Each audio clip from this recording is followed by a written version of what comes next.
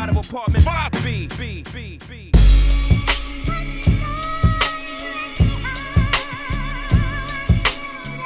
You're now tuned into the Apartment 5B podcast, where we chop it up about hip-hop, R&B, sports, love and life. Hosted by Kill.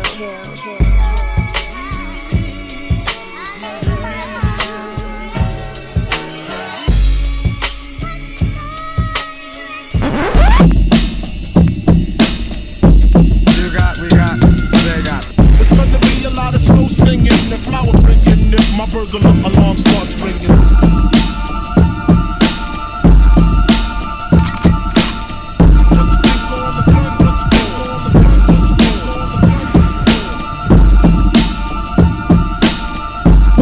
What's good? You are to an Apartment 5B podcast hosted by your man Kill. I got my squad with me in effect as always. My brother Veg from BK. What's going on, fam? Chilling, man. Happy to be here. Dope shirt, dope dad, dope shirt. Where you got that from? My sister bought it a couple years ago for Father's Day. Black-owned company. So yeah, it's pretty good. Dope dad. That's what's up. JR, R&B guru, youngest in charge. What's going on? What's going on? Happy to be here. All right. I got my brother Rel Tresban. What's going on, fam? What's good? Happy to be here. All right. My man now trying out the NO. What's going on, fam? Peace. Happy to be here, man. All right, no doubt. And last but definitely not least, I got my brother Doc, Uptown representative out of Philadelphia. You know what I mean? I could sit here and talk about him for this. This is how crazy this is. He literally just left my job being on my other podcast. Like literally just left my other podcast I do for work. Was like, yo, jump on tonight. So he's back for that. He has an amazing documentary called Life After the Gunshot. Doc, if you can, just tell them a little bit about that, what the documentary is, where they could check it out. We're going to big it up throughout the show, but just give them something about what it's about. Sure. I just want to salute you, my brother. You know, back to back. We were just on the podcast an hour ago. Now we here. Salute to all the brothers on this podcast, bro. So Life After the Gunshot documentary, me and my man made Che Bullock. We documented 10 young brothers who have been shot in DC that came into the trauma unit where we work, and we wanted to basically show the other side of the game when you get hit, and actually have brothers talk about in real, raw, unfiltered their vulnerability regarding being traumatized.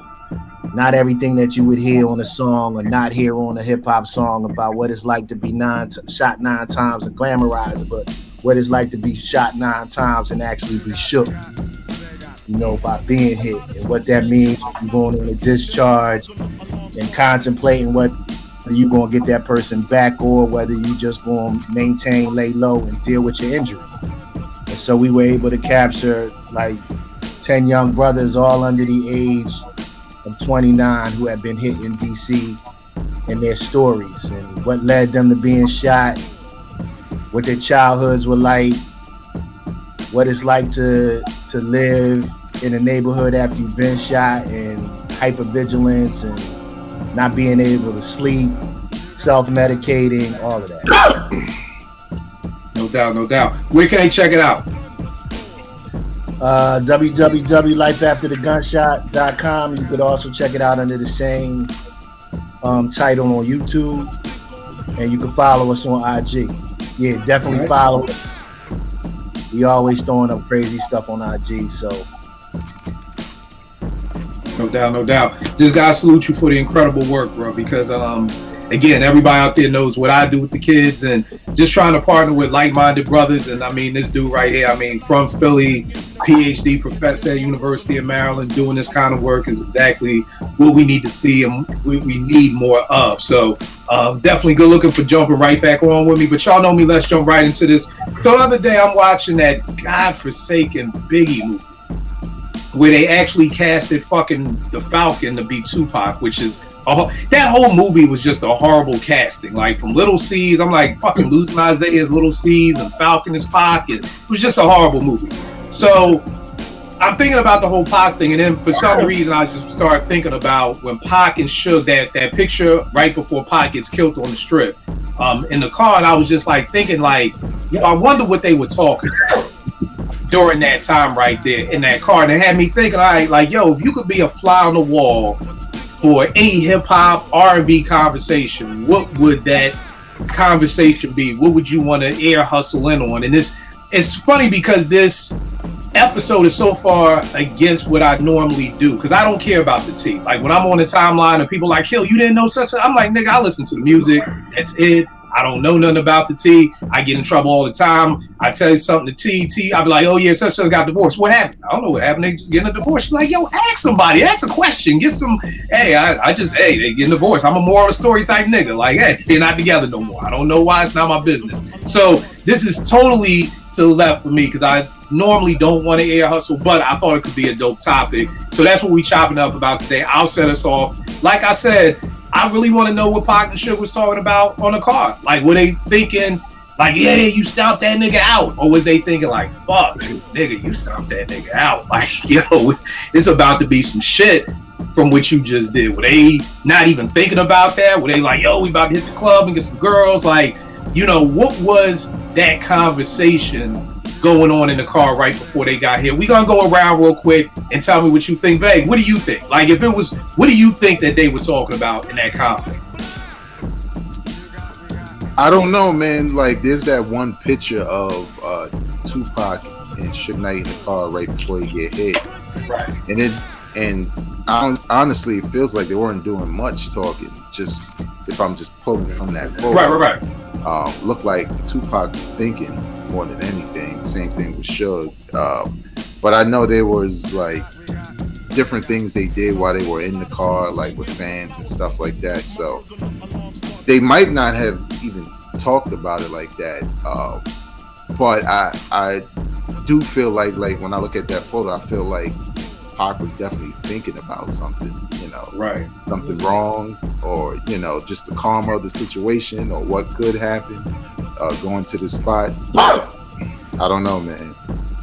All right, no doubt. JR, what you think? I was gonna say the same thing as Veg.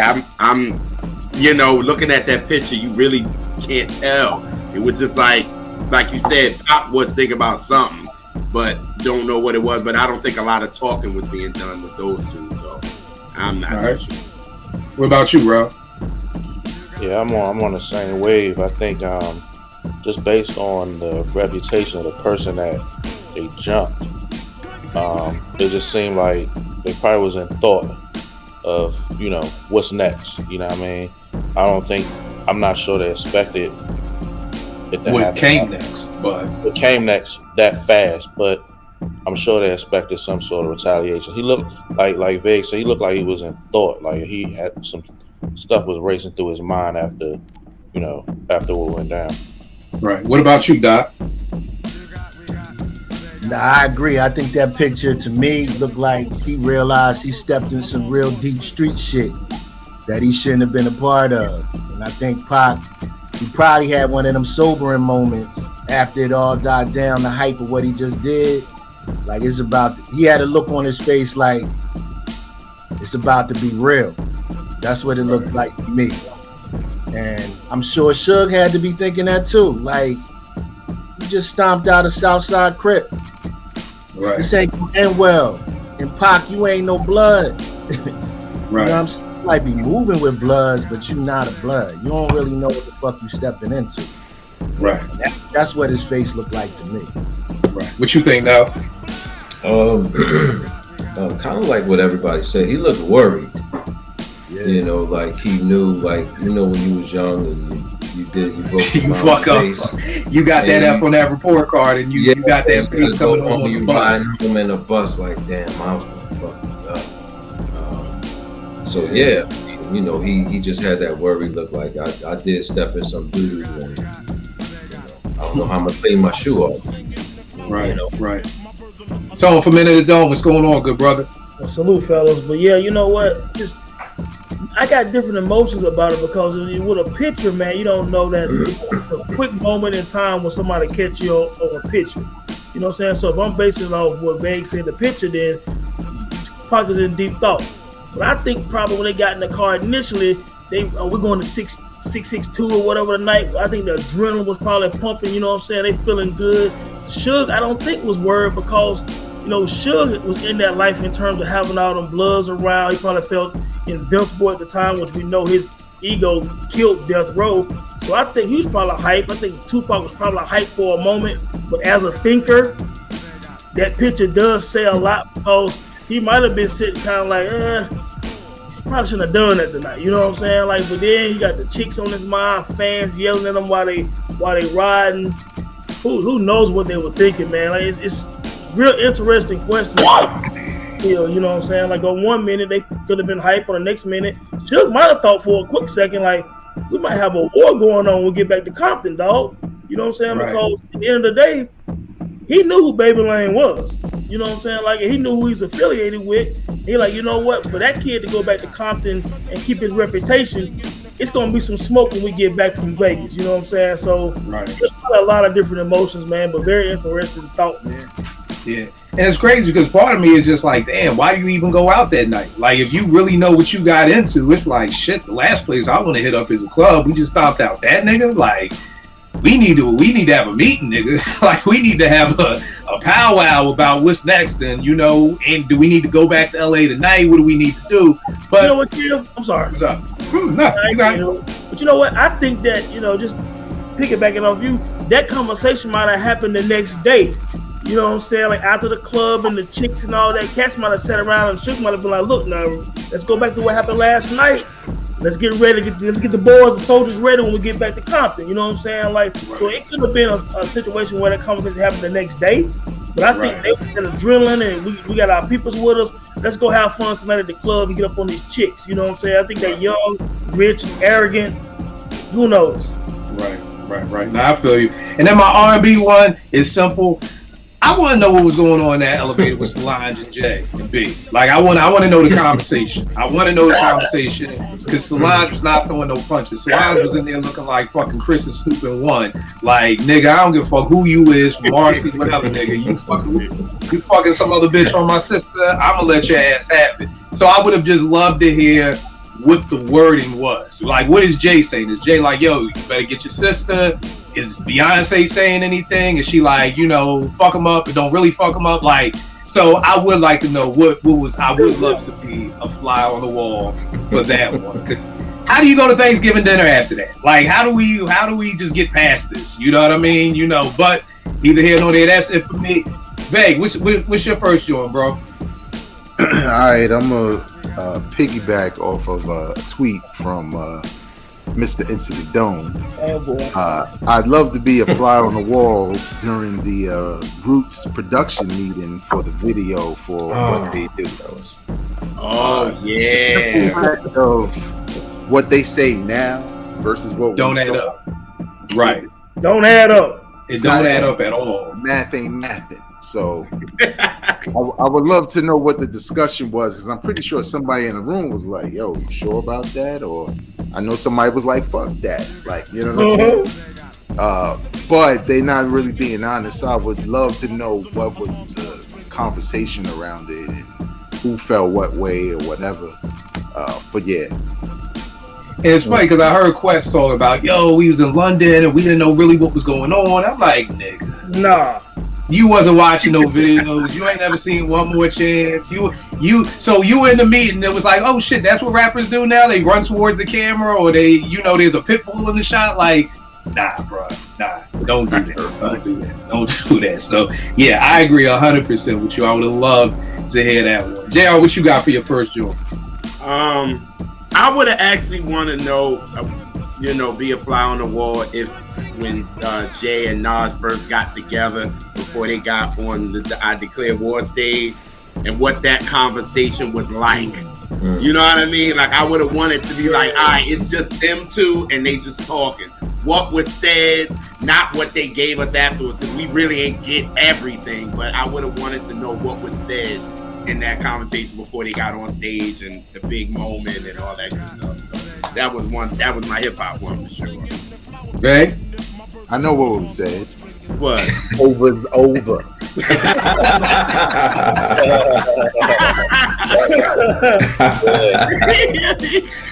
Yo, you know, JR, that's a good pull, because one of mine was I would want to have been a fly on the wall on the supposed phone calls or voicemails from Jay trying to get Nas on Reasonable Doubt.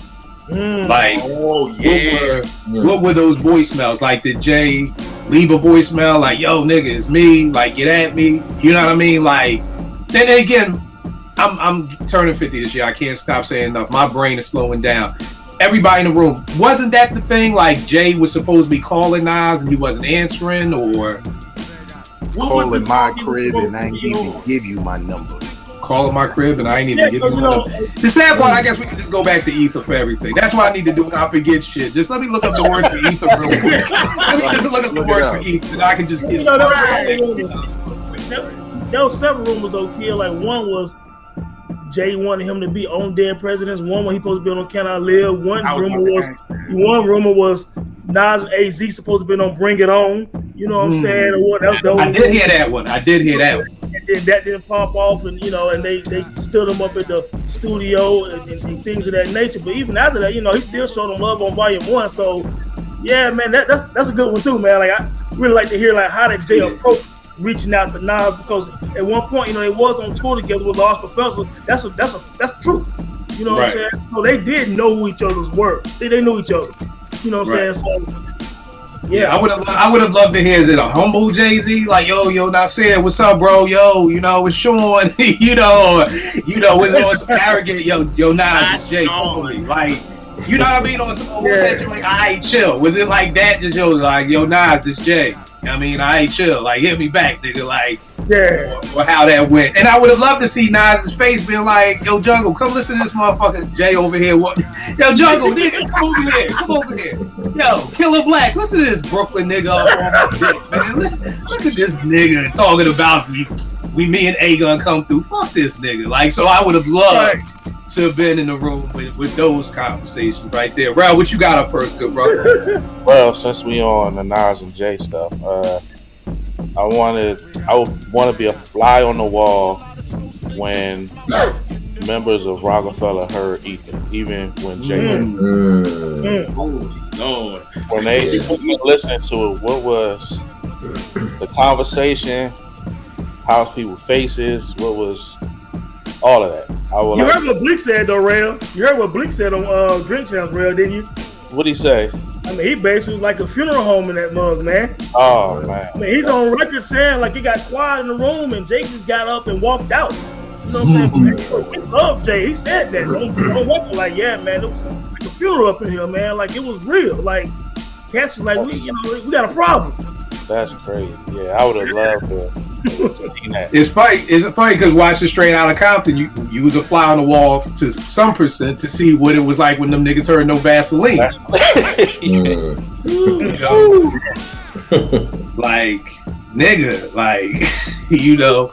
So yeah, that's crazy because them dudes is on top of the world, bro. Like, I mean, Nas gotta go down in history as like one, like, nigga, you sunk a nigga battleship. Like, you sunk the whole fleet, nigga. Like, you know what I mean?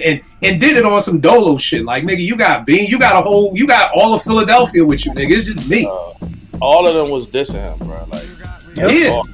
Beans, Chris and Neve, Bleak, all of them was dissing him. And at a messed up time in his life, you know what I'm saying, where his mom had just passed, they were on top, and people really counted him out. Like, they was like, yo, he's after they heard Takeover, they like, he's done.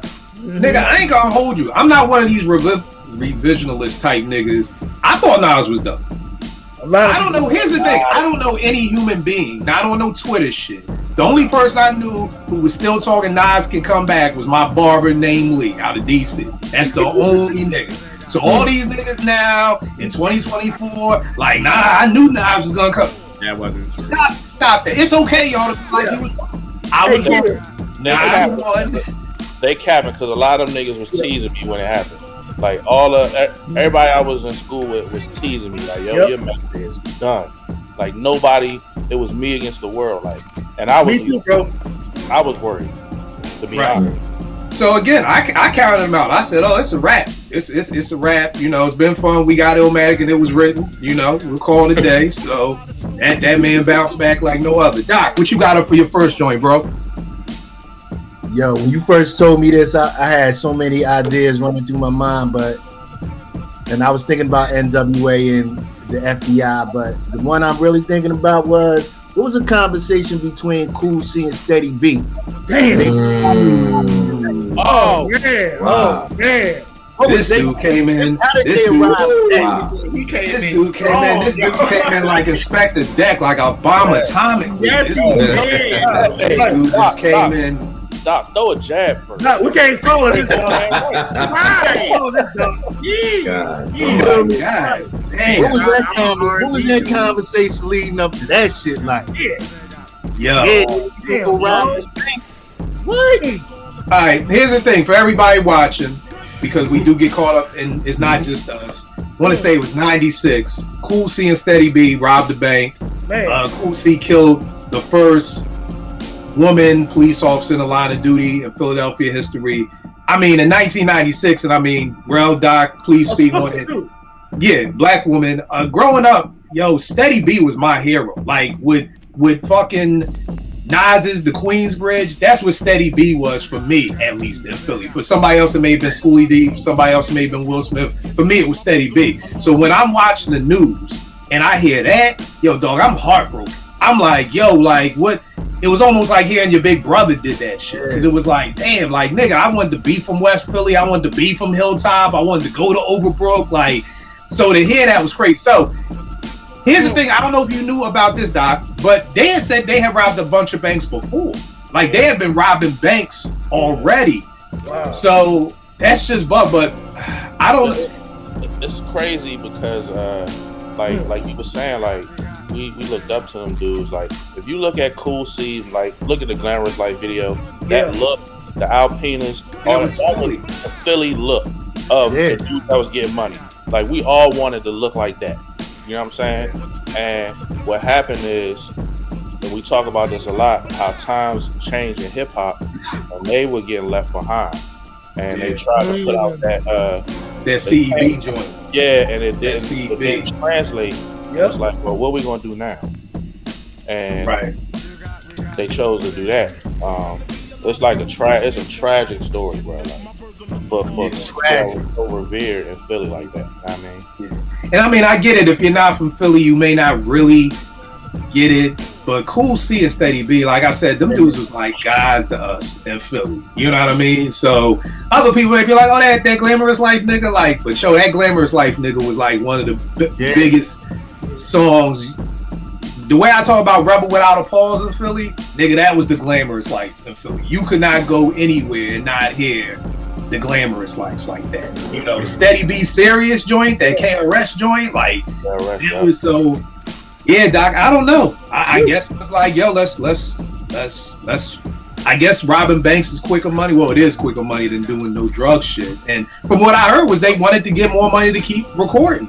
You know what I mean? So it's What you think, Doc? What you think the combo was? I think they had probably hit their last. You know, they was like, listen, we gonna need this lick. We gotta keep eating. You know what I'm saying? And I wonder what the conversation was, even if they were robbing banks before that. I wonder once they shot the cop, I wonder what that conversation was then. Right. You know what I'm saying? Like, because if I'm not mistaken, they split up, and I think they caught E Marbles first.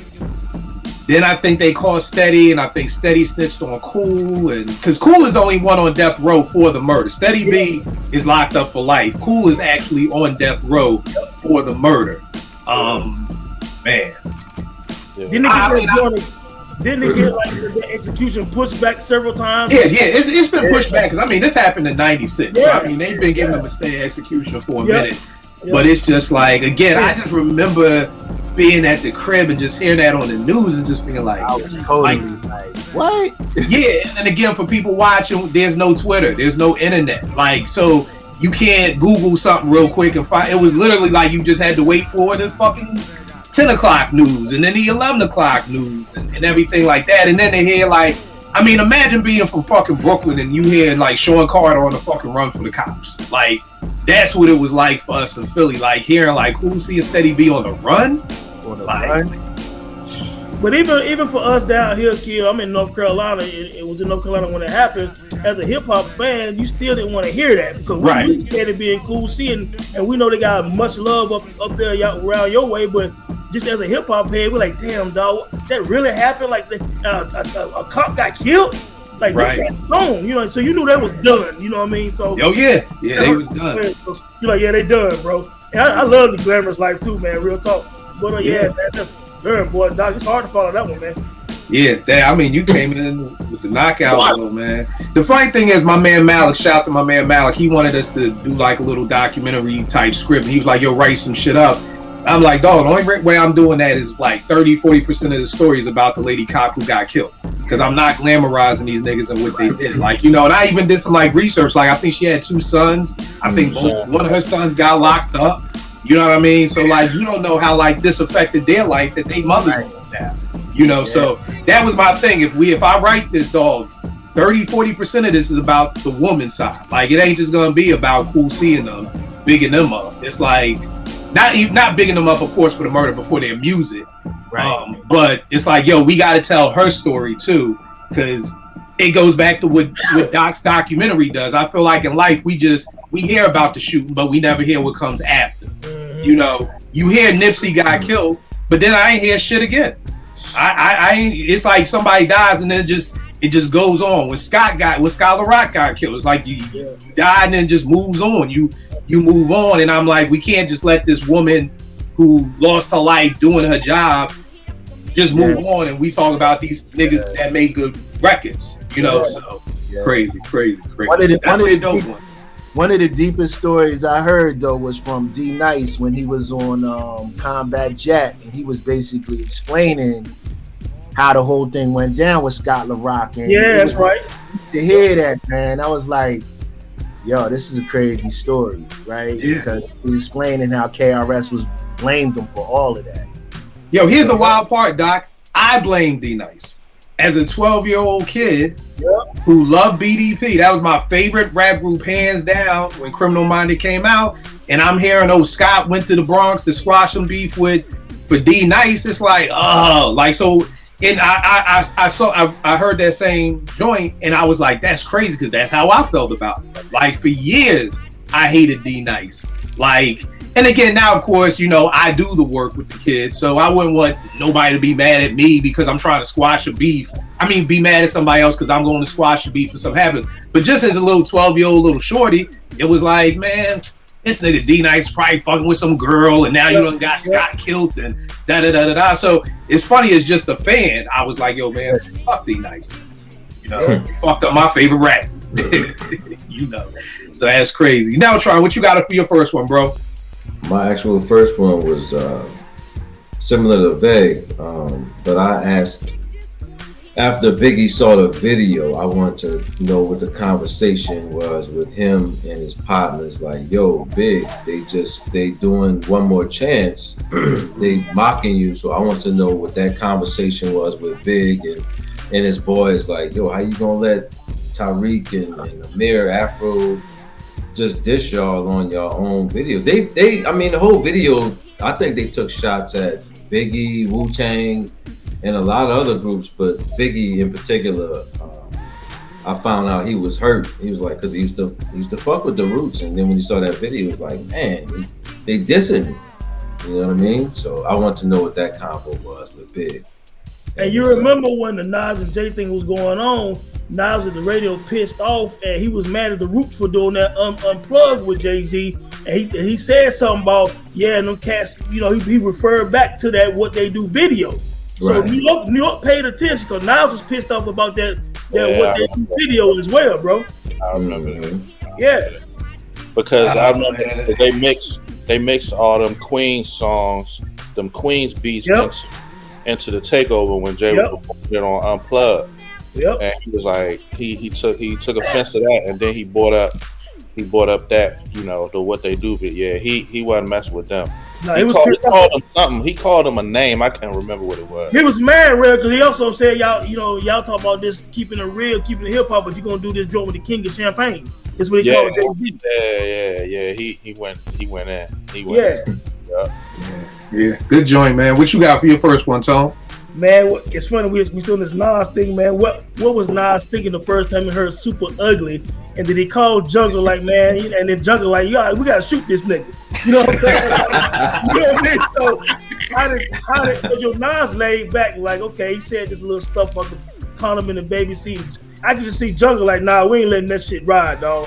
You know what I'm saying? But I'd like to know the conversation. Who was the first person Nas talked to after Super Ugly hit the radio station that night? Or did somebody call him and be like, man, son, did you hear that? You know what I mean? Like, how did that go? Did Nas try to let it go? Or Cash like, nah, we can't let this go. You got to go back to the studio, dog. Or I was interested about that. Right. That's true. That's a good one. Jungle? Have you met Jungle? What'd you say? Have you met Jungle? You know him like that? Is he as wild as he appears to just be like, I don't know him, but him mentioning Jungle, I can imagine if he called Jungle be like, yo, we gonna shoot this nigga. Like, is that like his personality for real? Well, he said it in a couple of interviews about what they was trying to do to Jay-Z. And not even Super Ugly, just period. When they saw him. So yeah, he's actually like that. You know, he's a younger brother who was overprotective of his older brother. There's some like that. Boy. So yeah, I love Jungle, man. Yeah. That's funny. That's crazy. It's funny that we all staying within the same realm here, because my next one was, what was the Roots conversation with Malik B having to kick him out the group for his drug use? Dang, you can't be in the group no more, nigga. You know what I mean? Wow. You know, because you got Water, which I think is an amazing Roots song. For everybody out there who wants to try to do my Black Thought Challenge, that's one for you. I'll give you that one, Water. That's a song with Thought's not rapping about a girl, and it's a story. But I mean, just in hearing, like, damn, like, that this dude just about the drug use, then he came back with game theory, and it was like, I always tell people the Roots weren't the same to me once Malik left. Like, absolutely. To me, it just felt different. It's like I tell people, it's like if Phife left, like, Tribe wasn't gonna be the same with fucking Q-Tip and Consequence. It just wasn't. Like, that's not Tribe, So when Malik left and it was like just Thought, then I felt like it was always trying to get other people. We gonna bring in Trump North, and we gonna bring in Porn, and they was like always trying to get Dice Raw on another song. It just never felt right. So it's like, the street element. Right. And that's really what it was. Yeah, he was the street element of the group. And he was nasty too. Thought wasn't on that street shit like Malik was. Yeah, like Malik, I mean, to this day, when you talk about HRM, Mogan Sad, Brickyard, the Hollow, like those are the words from the Roots that speak to me, because that's my hood. Thought's not gonna tell you about what's going on Ogon Sab. Niggas took your little rope chain and went Luke Lane, and niggas from Logan came to extort. The game. Like, that's a Philly word, extort. Like, that meant you got robbed. We wouldn't even really be like, oh, you got robbed. Be like, damn, you got extorted. Like, that was our word for getting robbed. So Malik really brought that element to the group. Leather feeders off your feet. I seen that happen to people. Yeah. I seen people get their sheepskin took. I seen people get their gazelle snatched. I seen people get their patent leather snatched. All of that shit he said in that rhyme was Uptown to the fullest. Yep. Which I've was never heard anybody capture Uptown like he did. Yeah. So just a messed up situation with the drug use, and then of course, he passed away, I think 2 years ago.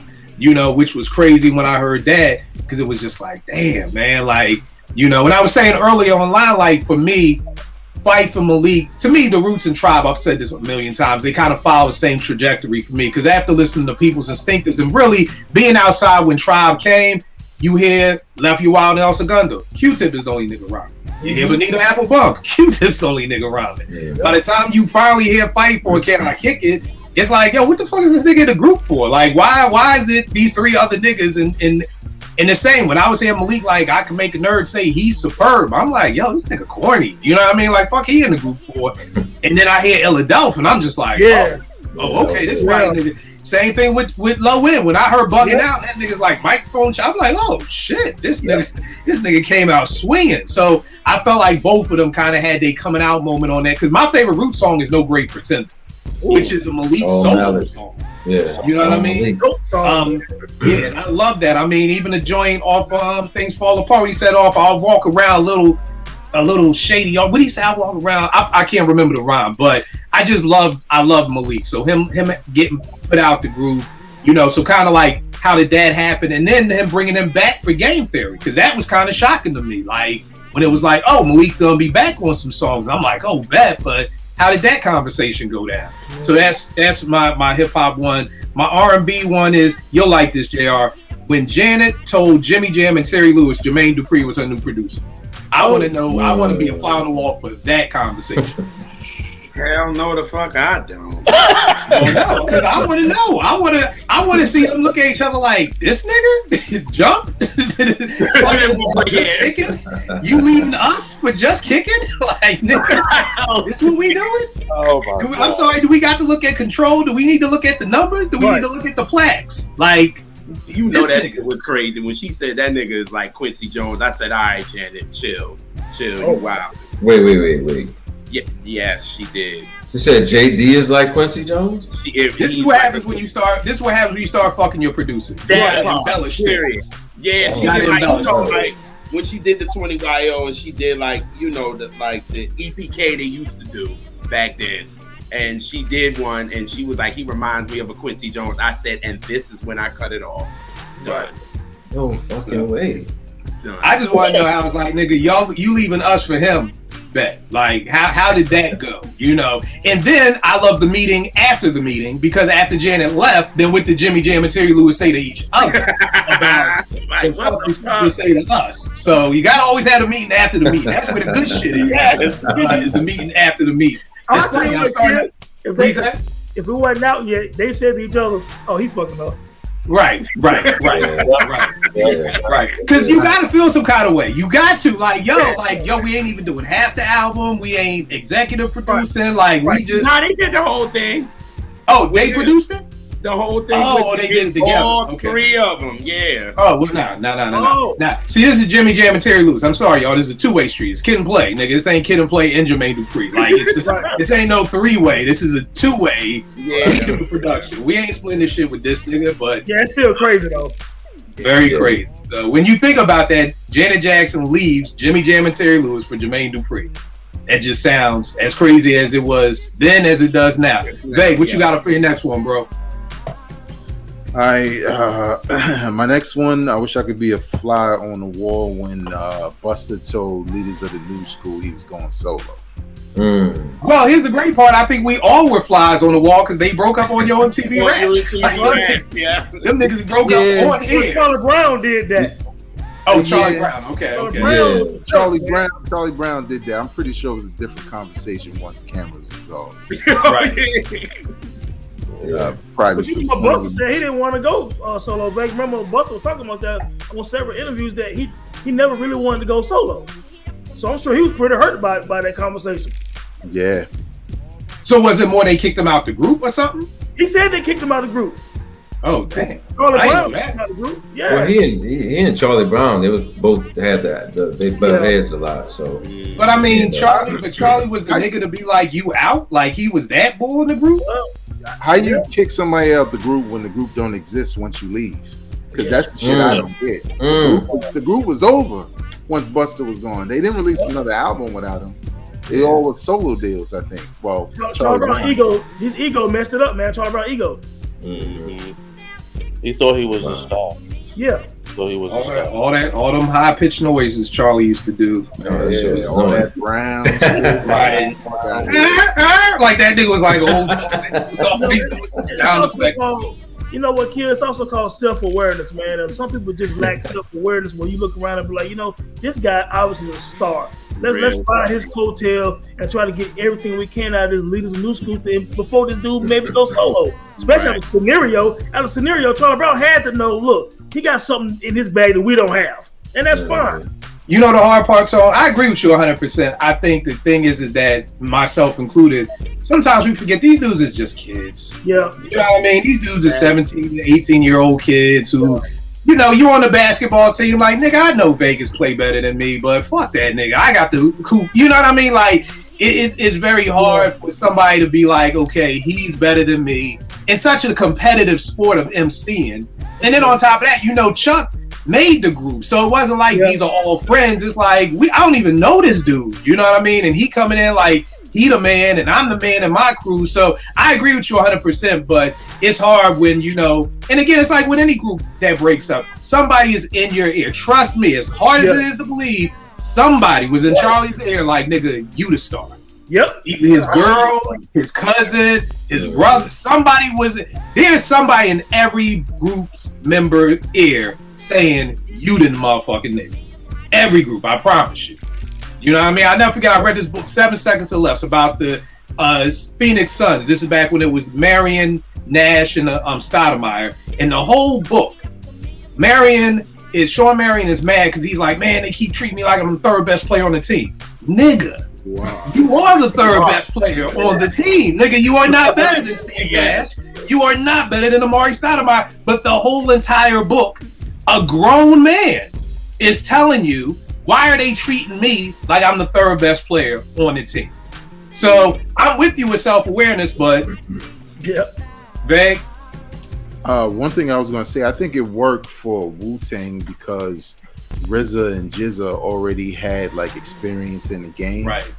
And they were kind of looked at as leaders, and they recognized like, yo, Meth is popular for a number of reasons, including the ladies. He got to be first.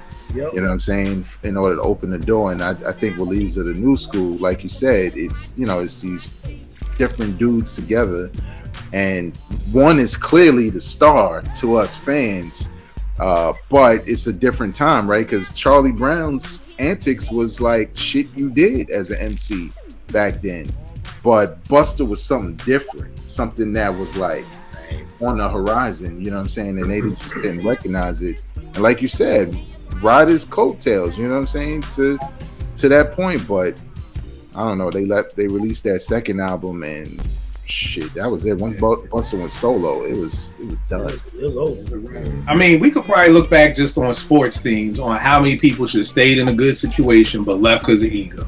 You know, first person come to mind, Steph Marbury in Minnesota. You got you and KG. That nigga, it's the ego. Like, yo, I'm the man. Like, nigga, I've been the man since I've been in 4th grade. Nigga, I ain't big ticket, motherfucker. You know who I am? Stephon Marbury. I'm from Brooklyn and Lincoln. Man, that pissed me off. They had potential, bro. Yo, when it was him, KG, and Gugliotta, Tom Gugliotta. Yeah, absolutely. Like, that was a solid 3. But Steph couldn't get out. I'm not gonna ride nobody coattails. You know what I mean? And it's different because Steph is at least talented. Like with Charlie, it's like, nigga, you like the 8th man on the bench, but you think, to me, it's not about what you are. I always tell people this: life is about perception. It is not about reality. Life is about perception. So if you perceive yourself to be a star, then nigga, in your mind, and it may only be in your mind, you are the star. So it's crazy. I'm gonna switch it up so everybody's not waiting. Doc, what you got up next on your joint? I wonder what the conversation was like with Irv Gotti and his brother when them feds came to get him, and they was like, exactly oh man, yo. Who decides to go to war with the feds? I know that had to be a deep conversation. Like, do you want to take the 20 or do you want to go? You want to go to war? Yo, yeah, that's deep, bro. Irving Lorenzo. Yo, it was Irv Gotti, man. Irv Gotti is such a character, man. He is. That's the hard part. Like, that's what makes the question so dope. Because when you see Irv, he's either this. Before he was the fun-loving person, then after the second Drink Champs, he became very serious after the whole Ashanti, you know, hoopla. But it's just like, yeah, I wonder because I thought they were gonna do years because I didn't think they were gonna win that trial, you know. So I was actually shocked they did go to trial, but obviously they lawyers knew something, you know what I mean, or they just knew that they didn't have enough. But isn't it true? Like, I guess after the trial they were broke. They would, like, I guess all the money Yeah. The lawyers. A lot of money to be free. Yeah. They spent millions on that case and lost them. They got shut down. Murder Inc. got shut down. Yeah. Well, you know what? Then you shouldn't have a company called Murder Inc. and a fucking studio called The Crack House. I mean, And you asking for a knock at the door. Funded by Supreme. Like, yeah, you can't have Supreme funding your shit. Like, what you're asking for it. But I always think, and I don't know, because me and Doc were just talking about the Supreme Team joint that Nas and Master Pill had done. But for me, it always seemed like Irv, like he wanted that street cred. So like he needed Supreme to kind of be like, yo, don't fuck with me. You see who Big Bro is over here. Yeah, you know what I mean? Because it was almost like he was just a DJ. Like he's just a regular dude. You know what I mean? But it's like, yo, but look who my backup is. You know, over here or whatever like that. So yeah, that's a good one, Doc. You swinging with these legal things tonight. JR, what you got up next, bro? I got a funny one. I would have wanted to be a fly on the wall when what's his name? Paul McCartney found out that Michael had the Beatles published. Oh, wow. He probably said some I would have bad wanted to be a things. fly on the wall so I could laugh at I can tell you this. That's the type of situation where you can find out if Paul McCartney was racist or not. Yeah. Oh, yeah. Like this is the hit camera show of is Paul McCartney racist? Everybody, let's listen in as Paul gets this new message. Let's go. Let's see what's gonna happen. Because trust me, if he is, there definitely would have been a lot of niggas being thrown around. You better believe it. Now tell me this, JR. You're the R&B guru. Did that happen after the girl was mine and say? Yeah, that was after. Yeah, He got that in 85. But it's crazy because Paul McCartney schooled Michael to this. He told him about publishing and told him you need to own that, and that's how you make the money. Not thinking that he was gonna take his shit, but he took it, but gave it back to the black artists they took it from. So, that's what he did. Yeah, he gave like Chuck Berry, Little Richard. He gave them back their publishing. Gave them their publishing. Word. He gave it back to them. They were mad at that shit for sure. Yeah, he's really mad at that. So I didn't know that. Yeah, so I'm slow, JR. So the Beatles had taken Chuck Berry and their publishing. So when he went and brought it, he went and had, Chuck Berry's was a part of it, Little Richard's was a part of it. All of that he got when he, brought the Beatles publishing. Oh. So when he brought it, he was like, he gave Little Richard back his. He gave Chuck Berry back his. He said, I am who I am because of y'all. Because they sitting there broke. Ain't got no money, no nothing. So he like, y'all take y'all publishing back. Now let me find out Mike was a goddamn thug. This dude said, I'm going to take this from the white man and give it back to the black man. Man, I am not mad at that. Yes, he did. That's dope. What's up, man? He was, but one note that in a lot of ways, what? You like, anytime somebody put the word but after, you like, yeah, he was a hero, but. No. I'm saying one thing that doesn't jump out at you, because I knew about that story as well, but you notice how the music of certain artists being used in commercials and shit like that went away when Michael bought it. Because we saw Chuck Berry, Raisinette commercials and Beatles buy the 20 CD set. All that shit disappeared once Michael bought it because they did not want to promote something that would send money Little Richard's way and everybody else's way. Wow. So in a lot of ways, it sucks because Michael died and you saw the Beatles finally hit the streaming services, right? Wow. So it's one of those things where it's dope what he did, but then they just find other ways to get it back. They recouped it. Right. Yeah. Wow, that's crazy. I didn't know that. That's what's up. I just want to be a fly on the wall so I can laugh at Paul McCartney. Be like, I feel you. Now, Tron, what you got up next, bro? I would have liked to have been a fly on the wall with Pras, and speaking of groups, Proswell and Wyclef, when Pras told Wyclef, like, yo, stay away from baby sis, like, don't mess with her. And he did anyway, and she made a song talking this about nigga said she made a song. A whole The album. whole album, yeah, about Mhm. Wyclef. Like I would have been in there with Prize and made it been talking Haitian to each other. Like, yo, look, if I say my lady, like leave her alone. You can have all these other women, but Wyclef is that type of dude. But I would love to hear that conversation. That's a good job. Bro, what you got, bro? I would have liked to been a fly on the wall when after the bridge is over and all those disses, when Roxanne Shante ran into KRS-One and approached him about dissing her, what that conversation was. Because he mentioned it, but he didn't go into detail of what she said. But she's feisty. Right. Yeah, so I would wonder what she said to him. That he said he was caught off guard by how she approached him. So I wonder, like, what that conversation, because at that time, when I looked at BDP, I just like, they don't give a fuck. You know what I'm saying? Like, but he said he was actually caught off guard by the way she approached him. So I would wonder, like, what that conversation was when they finally ran into each other after the distance. Because he said, what did he say? She only good for steady. Shantae's only good for steady fucking. Yeah. So hey, Shantae Queensbridge chick, she probably went in hard on KRS. Yeah, that's what I'm saying. Probably cursed him the hell out. Probably may even try to swing on him.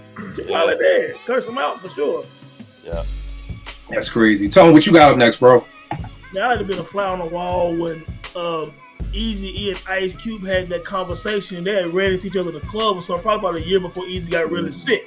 You know what I'm saying? And the rumor was they was talking about trying to get NWA back together, man. I just like to hear how that conversation went and like what was the plan. And the Eazy say, look, man, I got some ideas about some future albums and business, and I know I messed up with Hella and all this shit, and how did Ice Cube receive it? Because Ice Cube talked about just very vaguely, like, we sat down and had a conversation, but he didn't spill all of it. And I think they showed a little scene about that in the movie too, but I'd like to hear what they talked about.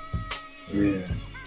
That's dope. Next joint I got up, I want to be a fly on the wall when Rakim told Eric B I'm out. Because here's the thing, for people who may not know, I didn't notice, like, and when I say until recent, like maybe 10, 15 years ago, they're like, Eric B was like the East Coast Suge Knight.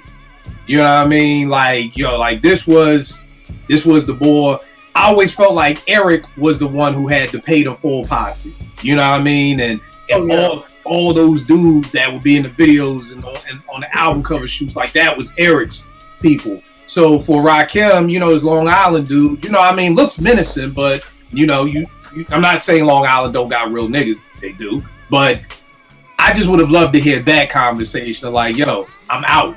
Like, was Eric like, nigga, no the fuck you not? Like, you know what I mean? Because if you the East Coast Suge Knight, then I'm thinking this is Suge. Like, nigga, you couldn't just go to Suge Knight. Snoop couldn't just go to Suge and be like, yo, I'm out, we breaking up. Like, the fuck we are? Like, no, we not. We got a new album coming out next week, nigga. Fuck you talking about? Like, so I just would have loved to see how that got resolved. You know what I mean? Because to this day, I've never heard anything about it. Rakim in his book doesn't really talk a lot about the breakup or anything like that. It's just they went their separate ways. But again, if Eric is really like the East Coast Suge Knight, I don't see him just being like, all right, Rakim, that's cool. Have a good life, and I'm just sit over here and do nothing for the next 30 years. Like, I just don't see it happening that easy. My R&B one is, I want to be a fly on the wall when Sade tells the band it's time.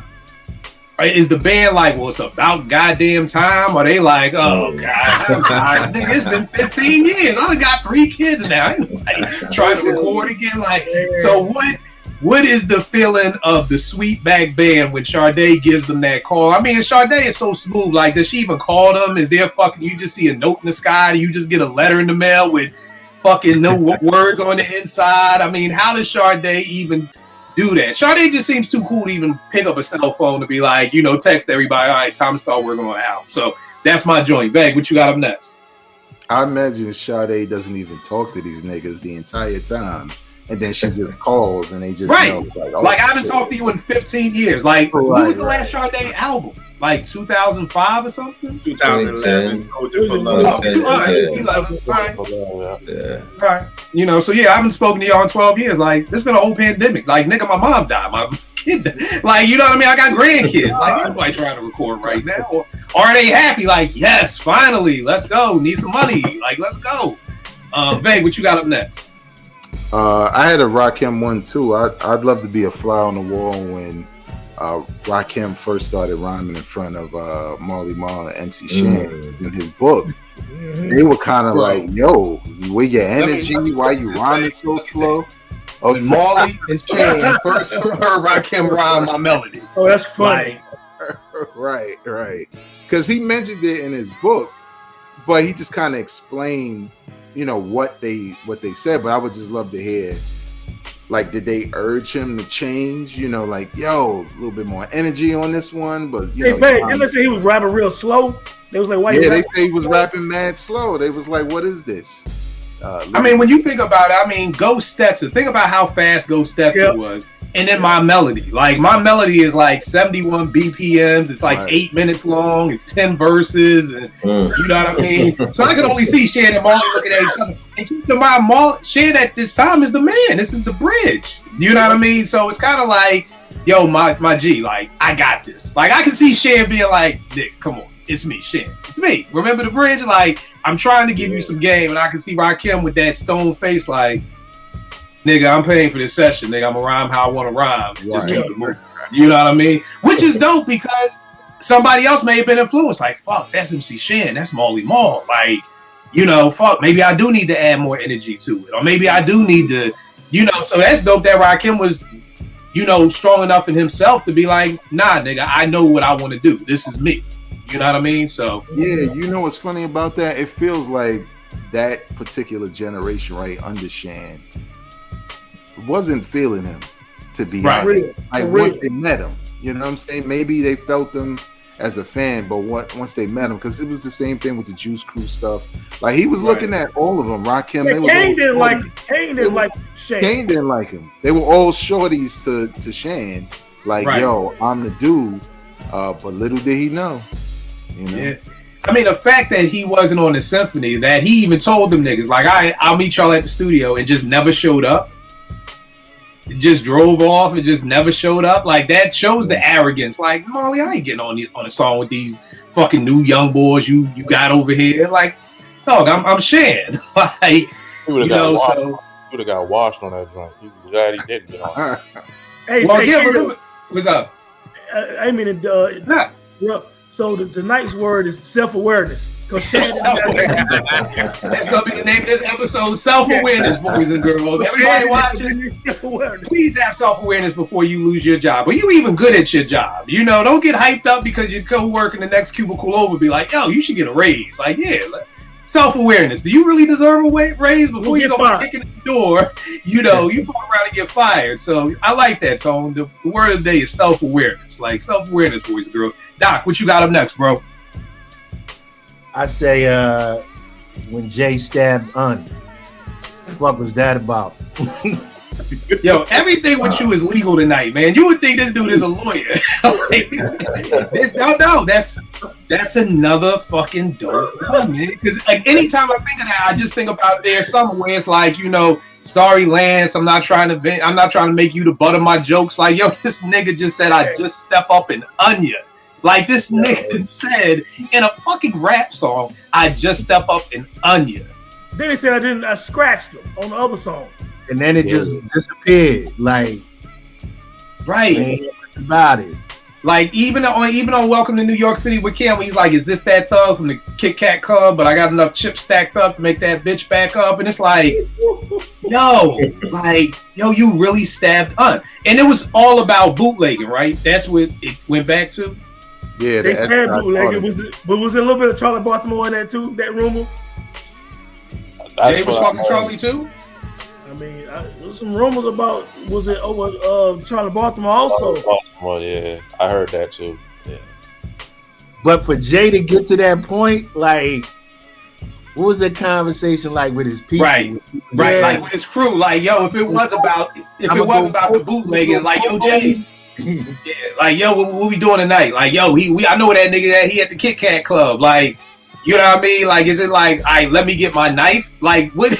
I'm with you, Doc. Like, what is the mindset? Like, yo, Bleak, give me the knife. Like, the funny thing was, I was like, yo, he got stabbed. Like, niggas still stab each other. Like, that's kind of threw me off when I heard it.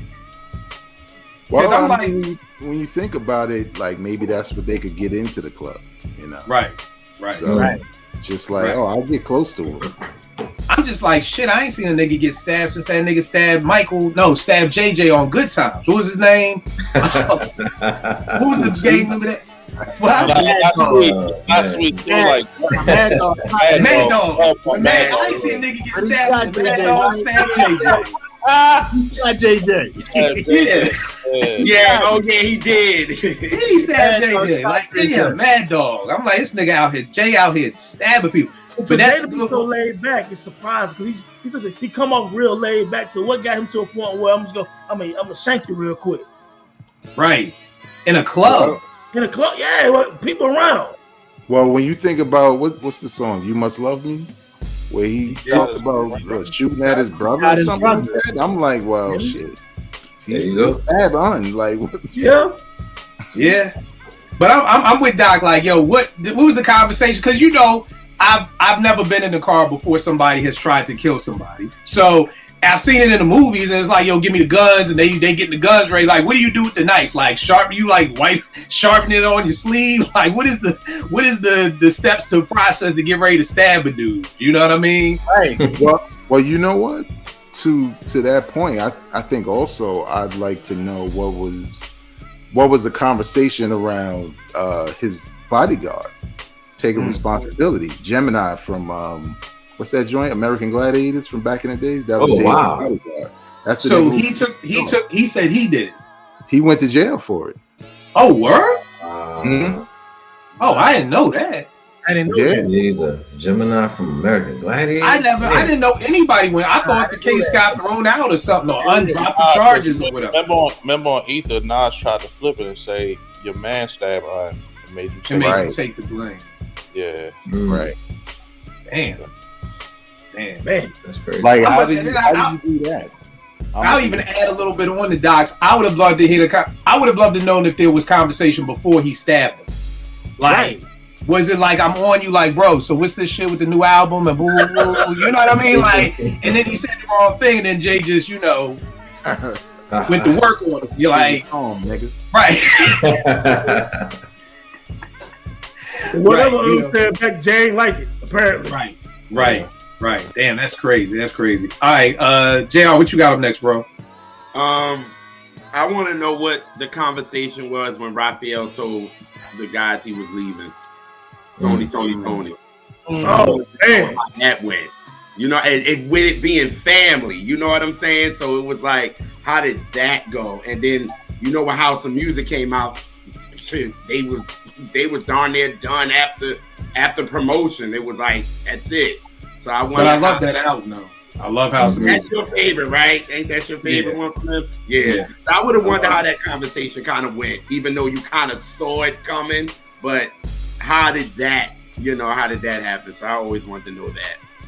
It's funny. I remember he was on the Breakfast Club and he was saying something like they were already looking for replacements for him. Like that Stokely from Mint Condition that called them. Like, bro, I'm just giving you a heads up. Like, niggas just approach me about, being. Wow. Yeah, watch it. It's the Breakfast Club one. It's a real dope interview. Very dope interview with Sade. Okay. Yeah, I remember him saying like there were a couple of people like they were trying to replace him or whatever like that, So, and I don't know if it was more so the label or the actual group was trying to replace him, but I do know Stokely was like, "Yo, niggas is calling me, like just giving you a heads up. Niggas is want me to." He had that much respect for him to call him and say, "That's dope." That's dope. I remember that now. Mm-hmm. Yeah.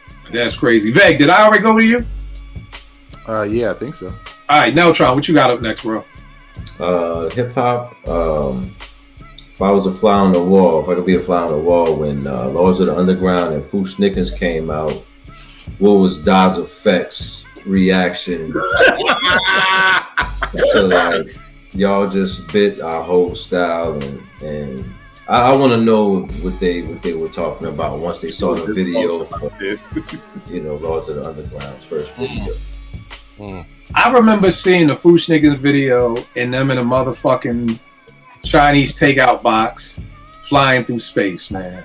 You know what I mean? And I was just like, these niggas are really in a Chinese fucking takeout box flying through space. You know what I mean? Shit Food was kind of killing it. I won't hold you. Ring Me Alone was my shit. I like La Shmoo. You know what I mean? But yeah, there was some blatant bites going on. Here's the funny thing about Das Effects. I said earlier I was listening to my best of EPMD. So I'm listening to Humming Coming At You. These niggas went, I go Google Gaga. They called me Alibaba. And Naomi was in the car like, yo, who is this? they go Google Gaga. And I was like, oh, these dudes. I love Das, but that one, I was like, yo, did this nigga really say they go Google Gaga? Like, you know what I mean? This is wild. But again, the innocence of hip hop, because when that shit came out in 92, nobody was making fun of those bars. Like, Humming Coming At You was my shit. Like, this was dope as hell. But yeah, it's just, but yeah, I wonder how it is when anybody hears their style bit like that. Mm-hmm. Just like, yo, what the fuck? Like, how did what came first, Diggable or the Fugees? Diggable came out right before. Yeah. Right. And it's kind of like, yo, it's two guys and a girl, and then you look up and there's two guys and a girl. Like, only a year later. Yeah, and it's just kind of like, whoa, what? How? Where? Whoa, how? And then the worst part, then they're bigger than us. You know what I mean? So it's just hard to. Oh, I wonder sometimes with NWA, I wonder if they dug it, like, because nobody was really biting NWA, but just everybody was from Compton now. Everybody had the Black Raiders hats, jackets, starter jackets on, and everything like that. So maybe with them it was like a sense of pride, but for the blatant bites, it's like, damn, you really straight up and down, just straight bite. Yeah, they didn't even try. Everybody, like we said last week, listen to Tap the Bottle by the Young Black Teenagers. That whole song is white boys acting like Das Effects. Like, we ain't even talking about bit a song or like bit a line. No, this whole song. This video is cringe worthy if you see it now. Young Black Teenagers, man. I can't see.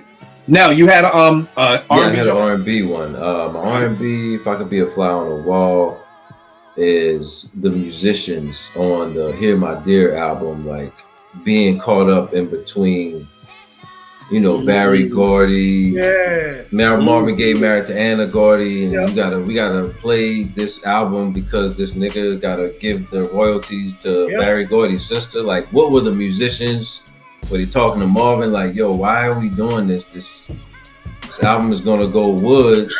So like, I want to know what the conversation was between the musicians and Marvin. Like, what's going on? You talking about attorney fees and you doing drugs, and I would love to be on the fly on the wall. And people didn't appreciate that joint. Nah, they did not till years later. Years. Now, JR, you would know more about Marvin's personality because I know you've read books and everything like that. You've studied that. Yeah. Marvin, for me, a little bit kind of comes off as, nigga, play what the fuck I tell you to play. So is that true? Do you think it would have been more of a conversation like, hey guys, the album didn't even really start off like that, to be honest. It didn't start off like that. It was like he was about to do like a funk kind of joint, but he was in court and then it switched. So everybody was ready to do some funk type of stuff. And then when he was, when that happened, and he was like, all right, let's just go in and make some bullshit. But then he wanted to sabotage the record. His feelings. Then his feelings got involved. Then the musicians like, nigga, what? Like, we came in here to make some bullshit, and now you like really into your bag right now, and we ain't getting no money from this. So like, why are we doing this? Like, but Marvin was that artist. It was like, look, this is where I'm at right now. Like, you rocking with me or you ain't. You know what I mean? Like, like you say, he'd be like, I'll go get some more some more instruments, for people to play. He like, I get some other people. Because he was so stagnant in the 60s anyway, because Barry ain't really wanted to play nothing. So he was like, now, once What's Going On came out, it was just like, all right, now you on my shit, so let me do what I want to do. You know what I mean? So that's what that was. But he's that type. He was that type. Like, all right, I'm in that zone. If you with me, you with me. If you ain't, I'll go get some more musicians. shit. You know what I mean? Right. So, yeah. All right. Tone, what you got up next, bro? Man, I would really like to hear the conversation with Nas and Tupac at Bryant Park. You know what I'm saying? Like the real conversation. Because, you know, Snoop, we already found out Snoop was bullshitting. He wasn't even over there. He wasn't even outside with them when they put a hat. Whoa. So Snoop was lying? Yeah, Snoop was lying. He put yeast on that story. And you can't, that story, you can't listen to it from either side. You can't listen to it from Snoop. You can't listen to it from one of the outlaws because everybody slants it to fit their narrative. You need somebody, you need to have been there. Because when you hear the guy from the Outlaws talk about it, I think he jazzing it too to slant more towards Tupac being tough. You know what I'm saying? Yeah. And then Snoop found out he sensationalized a lot of stuff on his. You needed Tone. You needed to be there to actually hear it because it's I don't know if you saw the interview. I don't know if it was Vlad or not, but Fatal Hussein Boys was on there. The two guys used to run with Fatal Hussein, and then there's a still shot of the picture from way back then with Suge and Pop, and the two guys. You remember when the music awards when Pac was talking about we're gonna take down them weak rappers, Nas and Biggie and all them. Well, the two guys were standing behind Pac, so they did an interview a couple years ago, I think on Vlad, and they really made it on some G shit like, yo, Nas wasn't scared, Pac wasn't scared. They went off by themselves, had a conversation. Nobody heard their conversation. We were standing there, but they dapped up at the end and walked off peace like men. And they were both the generals, and it could have got bad if either one of them would have had any of their guys on either side wilding out. He said, but they both talked like men away from everybody. Snoop was lying, talking about like he was there, and when him and Pac walked off, he's like got the niggas shook and all that. None of that happened, and Nas addressed that also in the interview with Jungle. So I'd like to really hear, you know, what him and Pac really talked about. Because Suge said a couple of years ago in the interview that when he got with Pac later that night, he said, man, I like Nas, man. I'm going to take that shit off Machiavelli, man. I'm going to take that stuff off when we get back. Do some stuff with Nas, man. I like him, man. You know what I'm saying? So that's what Pac said. Suge said that too. You know what I'm saying? So I'd like to really hear what they really talked about. Yeah, that's dope. Well, what you got up, bro? I want to have been a fly on the wall in the studio with Group Home when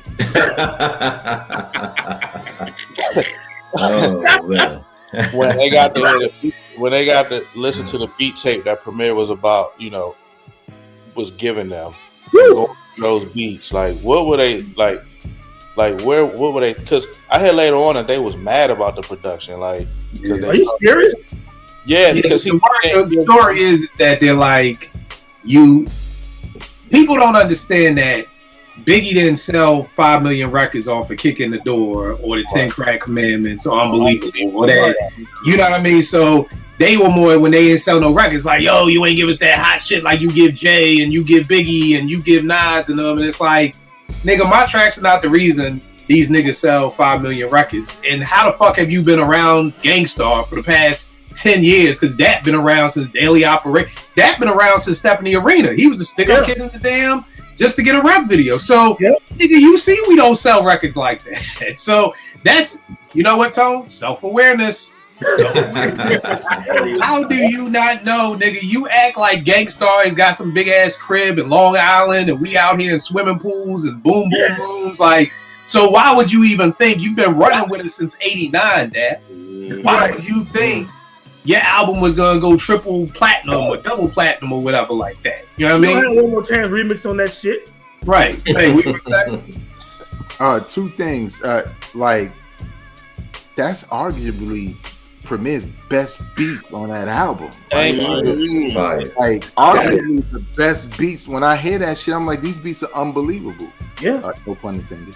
But also, I would love to be a fly on the wall when Guru heard them fucking beats. I know he had to be like, yo, because why you gave him Son of the fucking Projects? Like, why you give him that? You gotta think he produced the hell out of that album. You gotta think Malachi the Nutcracker was only rapping to stay out of jail.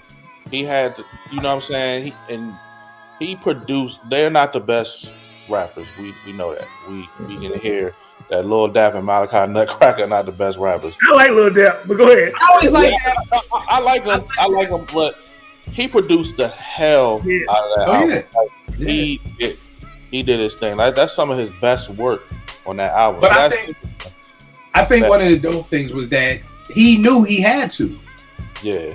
You know what I mean? Like, I'm not messing with two lyrical ninjas here. This ain't Nas. Like, I got to put in what they used to say on Martin with Myra. Like, you got to go to work on Myra's feet. Like, you got to get down and dirty on Myra's feet. Like, get up in there, Gina. Like, get these feet right. Like, he knew I got to go to work. Like, and this isn't gonna fuck up my legacy because my legacy is on the line of Gangstar, of J. Rue. So I gotta make sure these joints is crazy. And I mean, when you think of Superstar, that shit was crazy. First time I heard Living Proof, I heard that shit on the radio. I called my man Ray at the radio station, like, yo, nigga, hear this. This one of those old put the phone up to the speaker moments. Like, yo, this Living Proof shit. Like, so yeah. I had a couple of nice little lines though, man. Like, of course, his full verses ain't gonna be dope like that. Right. But he was set off a couple of songs with some nice little lines, man. And for real, that cat looked like you said, he looked like he about to stick you up. Yeah. Like, Well, I believe him. I believe he's one of the dudes. He a little knucklehead. he was a wild dude, from what I heard. You can tell. Yeah. I'll stay with the Gangstar Foundation and deal with when Guru. I wanted to be a fly on the wall when Guru was recording Now You're Mine. So the story behind that is, if anybody's heard and listened to the White Man Can't Rap soundtrack, Now You're Mine, basically these two dudes was beefing, and Primo said the whole time that Guru's saying his rhymes, he's staring right at him through the booth, and he's saying shit like, you know, when I take you to the hoop and when I do this and this, you know, just going at it. Then he like, you know, at the end he was like, yo, is that good? Primo was like, yeah. He was like, good, fuck you, and walked out the studio. You know what I mean? So, you know, that whole energy from that song is them really beefing in real life. You know what I mean? What'd you say? Didn't they get into a fight around that time? They said they got into mad fights. Okay, They said Primo said, yo, we've gotten into multiple fist fights. Because he's like, Guru would drink a lot. Yeah. So he said, you know, Guru would get drunk, he'd get in his feelings. So he's like, we've rumbled. There have been plenty of times, in my opinion, that Gangstar broke up and we just didn't know they broke up. Mm-hmm. You know, that there was probably some nigga, I ain't talked to that nigga in 5 months. You know, and then somebody from the label, Mr. Dave from the label, calls like, yo, what's good? It's like, okay, you know, whatever. But yeah, I mean, them dudes said, yeah, like but I think the dope thing about that is that's not saying that's how it's supposed to be, but you're gonna fight with your brother. You know what I mean? You're gonna get into those things. So I always respected them because they never let any of that stuff really stop them from continuing to be a group and put out music. You know what I mean? So I think that's, you know, if anything, I gotta salute them for that because they ain't let. But then keeping in mind, Guru was like fucking 30 when I was 15. So this dude is a grown man. Like that's the difference between when we talk about Charlie Brown and Guru. You know what I mean? Because maybe if Guru and Primo got into a fist fight at 19, it's like, man, fuck you, I'm gonna break up. You know what I mean? Whereas with Gangstar, I was like, we grown ass men, dog. We got bills to pay. Yeah, we got bills to pay. We good together. You know, take your break, go do Jazzmatazz, go do what you do with them. I'm gonna go do what I do over here. So I think having that key respect like that was dope. Doc, what you got up next, bro? I would say because it's never been clear from Jay's side. I would like to be a fly on the wall when Jay and Dame broke up. The Roc-A-Fella broke up. We hear Dame's side in every single interview. Every interview. He's eating off of that forever. Every interview. Really got to hear. I would love to hear what Jay said. Right. That's a great point. We just did a show about what we was leaving in 2023 and not bringing in 2024. And my first one was that Dame Dash can no longer say any word that starts with the letter J. You can't say jam, Jamiroquai, juice. That nigga can't ask for anything that begins with a J. And what is the first thing I see in 2024? Dame Dash is going at Fat Joe over Jay-Z. And I'm like, oh my God, my wish did not come true because you're back saying the letter J. So yeah, I would love. Yeah, because like you said, you always hear from Dame. You know what, Ralph? I mean, Tone, self-awareness again. Self-awareness. Dame, you literally cursed out everybody in the industry. I don't know if there's a human being who worked at Def Jam during your time with Rockefeller that you didn't curse out? You've cursed out Kevin Liles, the fucking president. You've cursed out Leo. You have cursed out everybody. Burned every bridge. Cursed out. He burned every bridge. He burned every bridge. Burnt every bridge. So it's like the self-awareness. And again, Jay, the thing that kills me the most about Dame, to the point that I can't watch any more interviews because it just bothers me so much, that it constantly is this thing of Jay was my artist. You know, I've seen so many interviews where it's like, Jay's my artist. I'm like, Jay was your business partner, my nigga. Like, you all were Rockefeller together, but you're now trying to change the narrative like everybody else to be like, Jay was I made Jay a millionaire. I make all my artists millionaires. Look at Cam, look at Kanye, look at Jay. And it's like, but Jay wasn't your artist, my nigga. He was your business partner. You know what I mean? And I'm with you, Doc. I want to know, but I love Jay's. I'm not even gonna speak on that shit. Like, that shit is beneath me. We gonna say back? I was gonna say the story is that Jay basically did something that Dame did, but his move was just a checkmate. Was, you know, Dame was doing things and not telling Jay-Z, so Jay-Z decided to make a move and not tell Dame, and it was the move that ended it all. So in a lot of ways, Jay-Z didn't really like, you know, yo, I'm leaving, blah, blah, blah. He just made a move that was like, this is what it is now.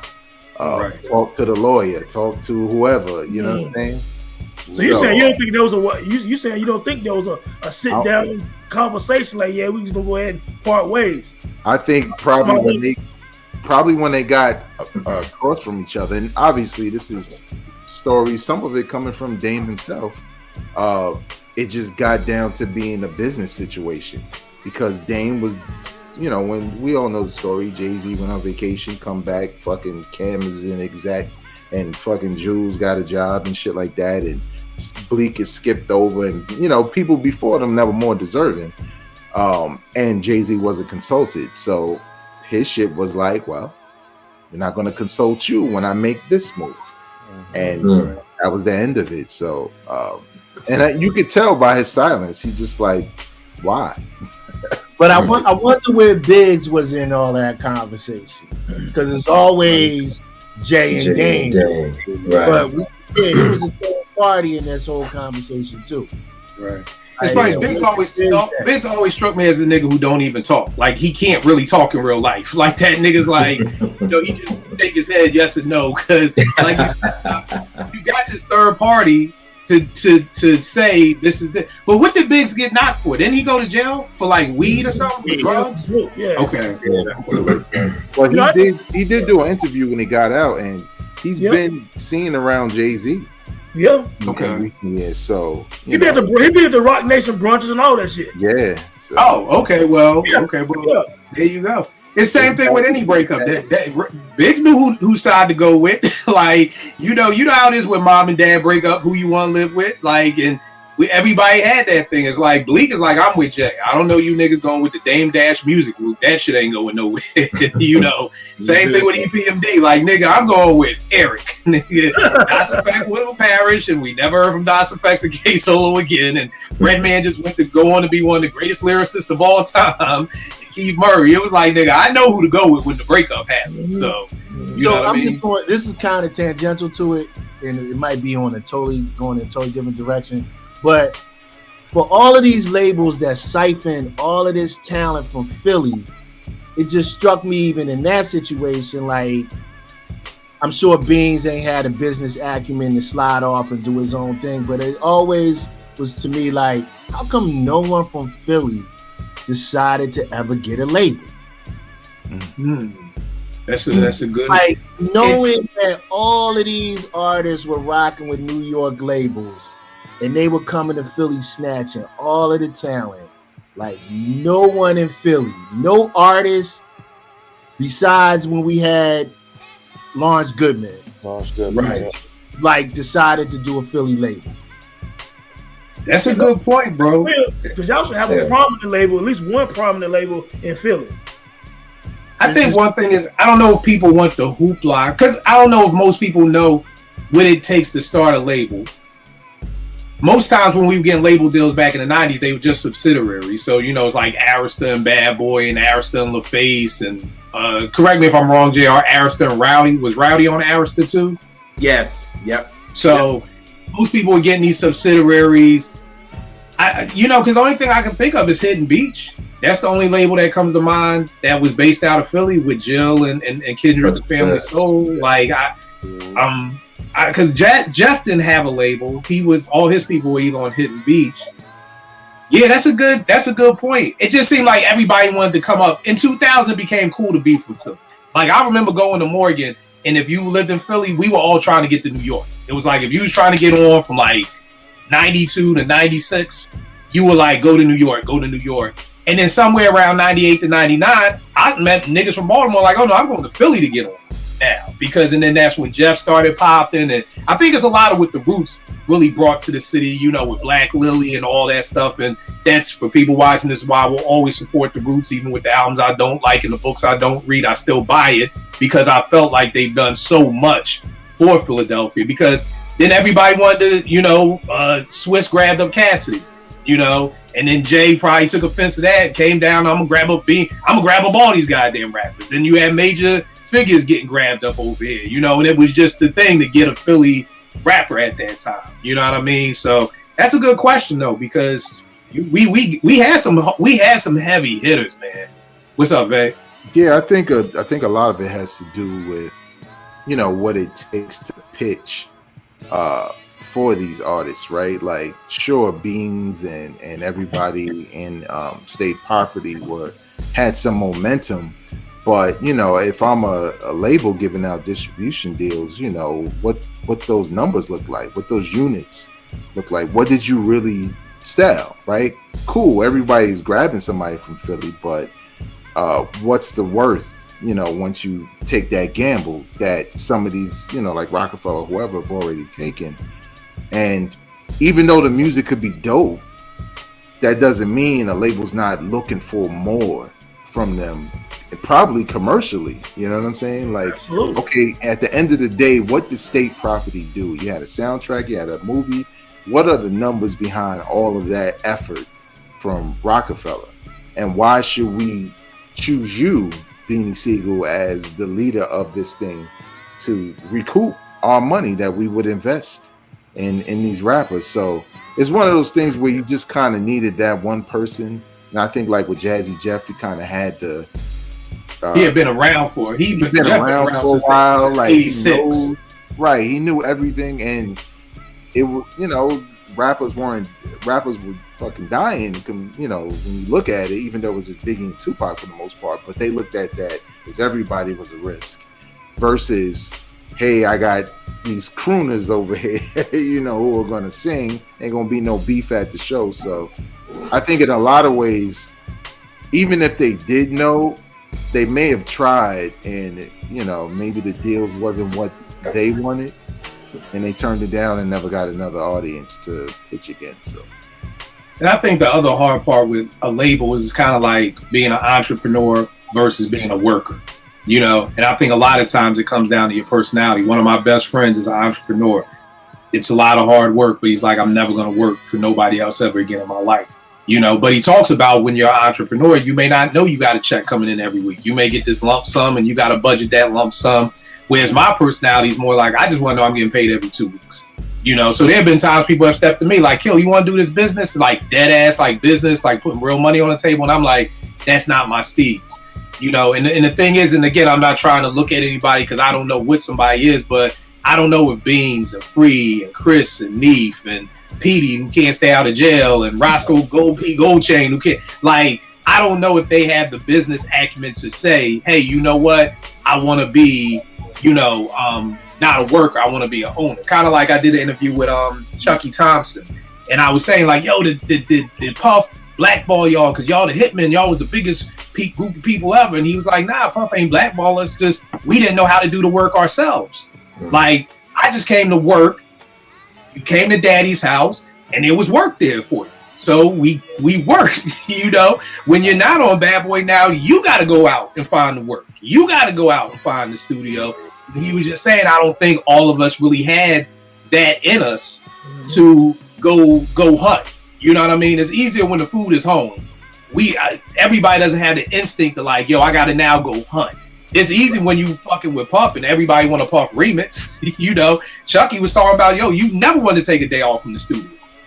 We was in the studio 7 days a week because you ain't want to be like, oh, you ain't come yesterday, yo, we just did 4 new songs for Faith. Like, like, whereas now you gotta find these people on your own now, you know, because Puff ain't letting you fuck with his artists. So, and what was boy's name, JR, that Chucky had, the young boy who was singing? You always talk about him. I talk about him. Yeah, he was on Chucky's label. I want to say he's from DC, maybe. I can't remember the name, but he had a couple of projects out, but I don't think none really ever popped like that because, again, it's just easier working for somebody. You know, what you gonna say, bro? You think some of the Philly rappers were like too risky, like scared? Because you mentioned Petey Crack, like Petey Crack is Petey is a star to me, by the way. Like I thought Petey was gonna be the next one. He had a lot of star potential. You gotta remember, Neo. That shit is a banger. Petey Crack is on that single, and that's like Petey Crack had star, but he can't stay out of trouble. You know what I'm saying? Beans got locked a few times. You know. Oh, remember the jail episode we did, the top 5 careers that was fucked up by jail outside of Slick Rick. The rest of them motherfuckers for me was from Philly. Like almost every Philly rapper been locked up. So it was so many. So like I don't know, they might have looked at us as a risk. Like who can we, you know, can we trust these dudes? Like, you know what I mean? Capitalize on. But I always felt something should have been based out of Philly. Like even if it was a Sony, like we never had a Sony office in Philly. When I interned at Sony this year, I interned and Sony was just paying this chick's apartment. She had a 2-bedroom. The second bedroom was the office type thing. So it's like, for what Philly has done for music, we needed some labels in Philly. You know what I mean? You know, so that's a good point, Doc. That's a good point. JR, what you got up next, bro? Shoot, what am I gonna go with? I wish I was at a fly on the wall in the limo when after the Soul Train Awards and Whitney got booed. What did she really say in that limo that night? Here's the crazy thing, bro. When you said I was in that limo, I'm like, is this nigga gonna say Whitney? You said Whitney, then I thought you was gonna talk about getting high, but you went somewhere else. My bad. I went somewhere else. I went somewhere else. Like I thought you was like, I want to be in a limo with Whitney when she pulls up in the corner in the bottom car. But after the Soul Train Awards, she got booed. Who was she running with then? Like, who would have been with her? Like her manager? She wasn't with Bob yet, right? That's when they met that night. Oh, at that. Oh, okay. That night. So she was with like Robin and BB and CC and them, and that's with them. So I know when she got in that car, I know, you know, Whitney, she from North. They thought she was, you know, the princess that they thought she was. And she probably got in the car like, these niggas really booed me, dog. Like, you know what I mean? Like, they really booed me. Like, this is what it is. So I could just, I want to know what she said in that limo that night. You know what I mean? Right. Right. Veg, what you got? I'd like to be a fly on the wall, or would have liked to be a fly on the wall when right before Dr. Dre put out Eminem. When you think about how you know, his track record at the time with NWA and those artists being new and him having the soundtrack, same thing with Death Row and Snoop and everybody, and then he leaves Death Row and he does this Aftermath soundtrack and it's not good. It feels like it's over, and no one is thinking that the next Dr. Dre artist to put on is some white boy who's going to talk all this quirky shit. I wonder if he was having, second thoughts like, yo, what is my fan base going to say? Is this shit going to work? Is it going to fly?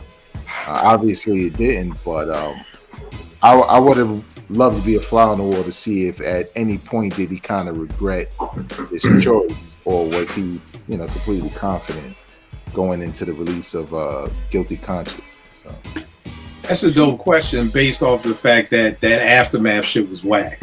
Mm-hmm. Because it's like, nigga, I'm not getting 2 duds. Like hip hop, we may give you a dud, but you ain't getting 2 duds in a row, my nigga. So that's a great. I never thought about that. Like, was that nigga kind of nervous? Like, hey, you know what? Dre tried to act like Aftermath album didn't happen, just like on that Still Dre talking about how nigga my last album was The Chronic. No, it wasn't, nigga. You know what I'm saying? Like, no, it wasn't. But you know what that nigga did? He did the Jay-Z thing. Who the best rapper? Biggie, Jay-Z, and Nas. Nigga, nobody was talking about you. Right. You just put your name in the conversation and it stayed. You know what I mean? So Dre was like, all right, watch this Men in Black moment. Y'all gonna forget all about that. Been there and done that. That shit was whack, man. The video was horrible. The ballroom dancing was horrible. It's like, yo, who A&R that? They should have got fired. Like, you know, Suge Knight was laughing at that point because he was like, yeah, hello. Until that Slim Shady came out. He was like, oh, shit. You know what I'm saying? That's crazy, man. Now, Tron, what you got up, bro? I wish I could have been a fly on the wall when Dilla. Actually, this is from Mix Messiah, who's also from New Orleans. He actually Shop the Mix. He said, what was Dilla talking to with his doctors when he was on the deathbed with his beat machine? Like, he would have loved to hear that convo these last few days. Where's the music going? If Ma Dukes is gonna give out his beats, who his beats gonna go to? Is it gonna go to Tip, Busta, or whoever? I would have loved to hear that convo, man, on his That's last. deep, man, you think about it. Yeah. That's deep. Yeah. Yeah, man. Yeah, that's a good one, man. Shop the Mix too. I mean, the fact that this dude is dying on his deathbed, still making beats, you know what I mean, and just finding joy and what you love to do, you know what I mean. And I think that was so dope for his family to let that happen, because some people would have been like, don't do that, or it's like, yo, that's what you want to do until your time is here. Like, yo, and we got donuts, which I love. You know what I mean? So that's a definitely. You remember that song? I think Music or something about High Tech, on that High Tech joint with Dilla and everybody else there. Yeah. And he's speaking. He's like, man, music's my entire existence. You know right. what I'm saying? So that just kind of go with what my man saying about on his deathbed or whatever. So I just thought that was real dope when you go back to listen to Dilla talking about his life. Right. And he said music is everything. You know what I mean? Yeah. And FYI, Jazzy Jeff and A Touch of Jazz all owe Dilla 10% of their incomes for the rest of their lives. Please forward all checks. I was waiting for it. Robert Lapson too. All checks to go to My Dukes or Dilla's kids, because nigga, that whole touch of jazz sound was all Dilla. Every ounce of it, you know what I mean, was Dilla. So Jeff, love you to death, good brother, but facts are facts. Y'all need to be making sure his kids go to college, whatever private school they want to go to, whatever. Y'all need to be making that. Andre, Vidal, all you niggas who was in A Touch of Jazz need to be making sure that nigga is, because again, we keeping it a buck. Y'all bit that nigga style. Not saying that that's all y'all have, because they're going on to do incredible other work that doesn't sound like Dilla, but Dilla, come on. When I heard the promo CD for Jill Scott's album, I was like, oh, this is so dope. Dilla getting that R&B money. So you could only see my face when I read the fucking CD credits, and then no J Dilla whatsoever on that. You know what I mean? Like, nah. What you gonna say, Beck? No, I was thinking about that, because I was wondering on the show you did last week if Dilla came up, because you're right. When even before the book, you could see how he influenced so many musicians, producers, whatever. Some straight up copying his style, others trying to just take what he did and go further. But yeah, man. Yeah. Oh, you know Dilla came up last week. Dilla, and it was, I couldn't show my work because everybody bit his style. R&B, gospel, everybody bit the J. Because to me, there's two people. There's JD, which is that bounce, them bass tones that they bit, and then there's Dilla. You know what I mean? That gave you that donut sound. Because that was my knock on JD. Like, yeah, you can do that shit for all them peace people, them niggas that go to Howard, but nigga, what about that shit for these niggas in the hood? And then Dilla came and you doing Ghostface and raised 10 bricks off fucking Only Built for Cuban Links too? God damn. You know? So the first single, I forgot what's the first single off of Cuban Links too. It sounded like it was House of Flying Daggers or something? Yeah, House of Flying Daggers. So, you know, everybody bit Dilla to death. You know what I mean? He even said something about high tech. He was like, yeah, them hand claps is getting kind of, you know, I hear it, my nigga. Like, I got ears. Like, don't get this fucked up, my nigga. And that's one thing about this perception of Dilla, like he's some, you know, poetry, you know, incense. Nah, Dilla was a Detroit nigga. Let me tell you something about Dilla's book. I love Dilla to death, but I didn't realize how much of an asshole that nigga was. Yeah, that's what I'm saying. That nigga was a fucking asshole after reading that book. Because you're right, up until that point, I'm like, Dilla's probably cool as shit. He was cool as shit. He was just a cool as shit asshole. So, you know, and it's not talking bad about the dead, nobody, nothing like that. Everybody knows Dilla is he just wasn't some conscious, common type nigga. He was a Detroit going through nigga. You know what I'm saying? He's the quintessential fucking complicated genius. Right. You know what I mean? Right. You just a nigga in the strip club who's making a song called "Fuck the Police." So you know, you got that. You got that. Well, what you got for your next joint? Oh, I'm sorry. You still got R&B. I forgot you got two now. I wanted to be a fly on the wall with Al Green's best friend or boy after he got burnt with grits.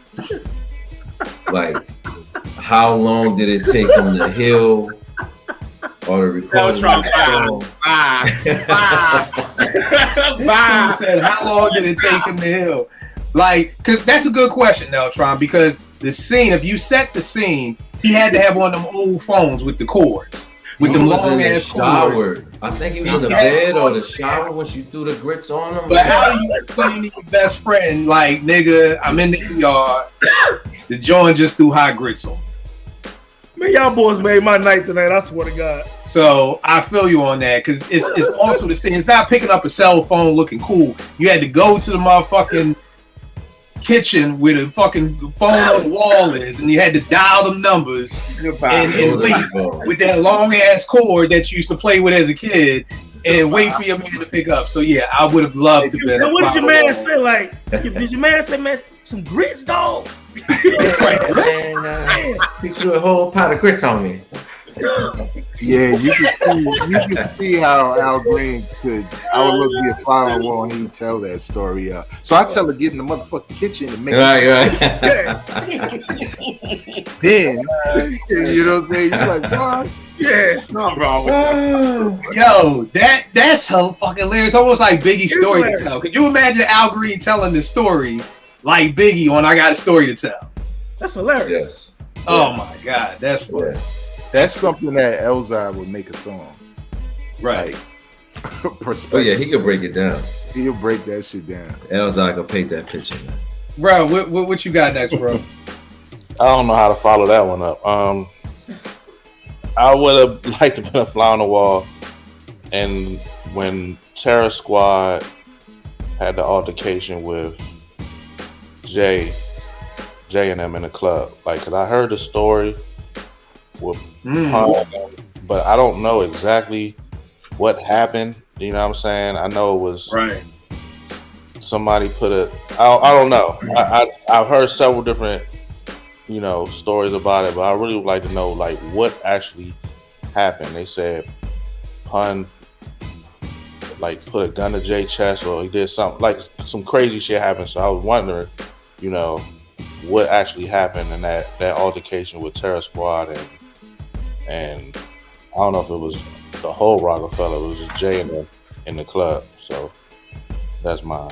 Yo, Pun was a wild dude, man. I heard so many stories about Pun and guns. Like, I think it was Prodigy. He was like, yo, one day I was over Pun's crib, and it was all these niggas. He showed me guns. He's like, yo, Pete, where you gun? He's like, I don't got one. He's like, I caught you slacking, nigga. See, I could have had you. Always gotta have your gun on you, nigga. Like, Pun a wild boy. Here's a wild part with me. I thought you was gonna go to Rocker Park. Like, whatever happened with Terror Squad, Rockefeller and Rucker, when niggas ain't show up. Niggas ain't show up. Yeah, well, that was.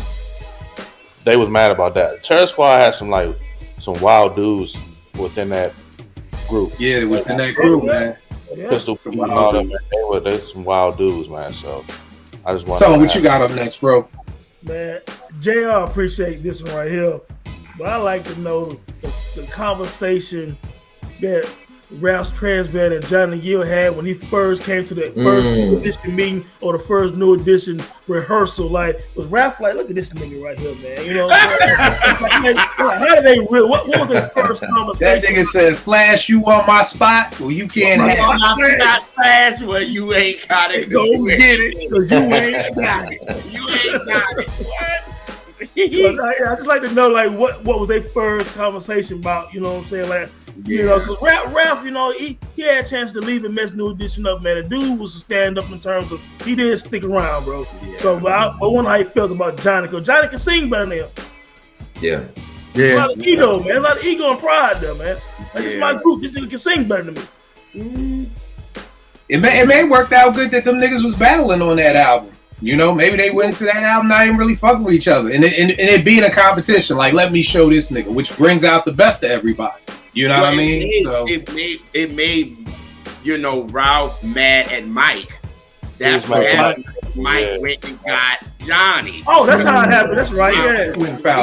No, Ralph didn't even know that Johnny was gonna be there. So he like, nigga, what you doing here? He said, well, Mike came and got me. Right. And that's how that went. But I want to know in the beginning, like, nigga, who the fuck you think you are? Like, that's, you know what I'm saying? Like that, yeah. So Mike went and got, you know. And so I don't know if you ever saw this, but on this, it's, you know, out of the 4 million streaming services, all black, Mike Bivens has a documentary up there. That's I heard about it. I haven't watched it yet. Yeah, you gotta check that out. It's really dope. Okay. You say what? It's on this joint called All Black. It's like ALLB, something like that. But it's a streaming service. That's a dope documentary. And then Chi Ali's documentary is on there too, which is really dope too. I'm glad you said this, man. I'm gonna watch them this weekend, man. Chi Ali live in DC. Bro, here's the wild part. True fucking story. Mm-hmm. I'm in the barbershop in Waldorf, and this nigga walks out. I said, this motherfucker look like Chi Ali. Motherfucker was Chi Ali. I'm like, nigga, what are you doing in Waldorf, Maryland, my nigga, at the barbershop? Yeah. Like, I live out here now. Like, you know what I mean? Or whatever like that. So it's wild. But his documentary is dope too, because I always wondered how this little kid get down to native tongues, and it tells you all of that backstory through the shooting and the going on the run, coming back. You know, how do you fuck with, you killed your kid's uncle? You know what I mean? Like, how do you bounce back from that? So that's a dope documentary. But the Mike documentary is really, really dope. Especially if you love hoops, because he was a real hooper. Like, niggas was like, yo, fuck Mike going, fuck Mike singing. That nigga was going to the NBA type thing. You know what I mean? Yeah, so that's a dope joint. All right, we're gonna give these last two because I don't want to hold y'all too long tonight. Last two I got is I Wish I Was a Fly on the Wall when AZ spit his verse for Life's a Bitch. Like, and niggas just heard that for the first time, and it's just like, yo, let me hear your verse. It's like was niggas like, was everybody there? Was that whole Primo, everybody that you see in the pictures, were they all there? Like, what happened with that? And then the last one is I Want to Be a Fly on the Wall. When 3000 told Big, I'm not doing the milk ad, I'm not doing the detergent ad, and I'm not going on tour. Man. So supposedly after So Fresh and So Clean, a detergent maybe Tide, somebody wanted Outkast to do a detergent commercial for, you know, with So Fresh and So Clean. And 3000 was like, I don't use detergent, nigga. And then supposedly that there was a milk ad, and they wanted Outkast to do a milk ad, and Outkast 3000 like, nigga, I don't drink milk. You know? And then you type on that. By the way, FYI, nigga, I ain't touring no more. Like, you know, I don't know if people understand how much money 3000 has cost Big Boy. Millions. From touring, I heard that they were getting some astronomical numbers for some tours getting thrown at them, and 3000 is just like, nah. You know what I mean? And then just to really hear Big Boy maybe talk to Sleepy or somebody in his crew, because I feel like Big Boy has put out good bodies of work. I personally think his first album is a 5 Mic classic. I'm probably by myself on that. I loved all of Big Boy's solo albums, but I feel even though he's been the one who continually puts out work, everybody wants to know about 3000. Yeah. You know what I mean? Fortunately. Big has put out some incredible bodies of work. 3000 put out a flute album that people listened to for 9 days. Everybody watched and was meditating. Y'all still meditating? Y'all still fucking listening to flutes? Okay, because y'all was losing your goddamn mind when the shit came out. And now out here, and all that shit, none of that shit made the album of the year. But neither here nor there. But nobody talks about Big. How does Big feel about that? Like when Big talks to his man, like, yo, what the fuck, man? I've been giving these rap motherfuckers my life. And don't nobody give a fuck. But 3000 say 2 words on Killer Mike album, and it's like, oh, you know, that's just gotta be a tough place to be as a man. Just as a like, yo, I'm really busting my ass to give y'all music. This nigga don't give y'all shit. Then turns around and gives you a flute album that really ain't a fucking flute album. And y'all give him more love than you give me. So those are my last 2. Doc, what you got up for your last joints, bro? My last joint would be, I want to know what the conversation was between Jay Electronica and the Rothschild chick, and whether he was learning about the Illuminati while he was with her. Yeah. Wow. Is he still messing with that chick? I don't know. Okay. Well, he was getting a lot of game on the Illuminati. I would love to hear what them conversations was like. Man, that's a good joint, man. That's a good joint. I would love to hear what Jay and Jay Elect talked about for this last album. Like, nigga, I ain't doing this album unless you do it with me, Jay. And Jay be For like, real. fuck it, fine. Like, come on, man. Like we gotta put out an album, man. Exhibit C was 2009, my nigga. Like, it's 2022. Like, we gotta go, you know? Yeah. But damn, man. Like, yeah. Jay Elect, I think, is always, we need a 30 for 30 on board, man. We need a 30 for 30. He was supposed to save my city, man. He was supposed to be the Reggie Noble to Jersey, the Black Thought to Philly.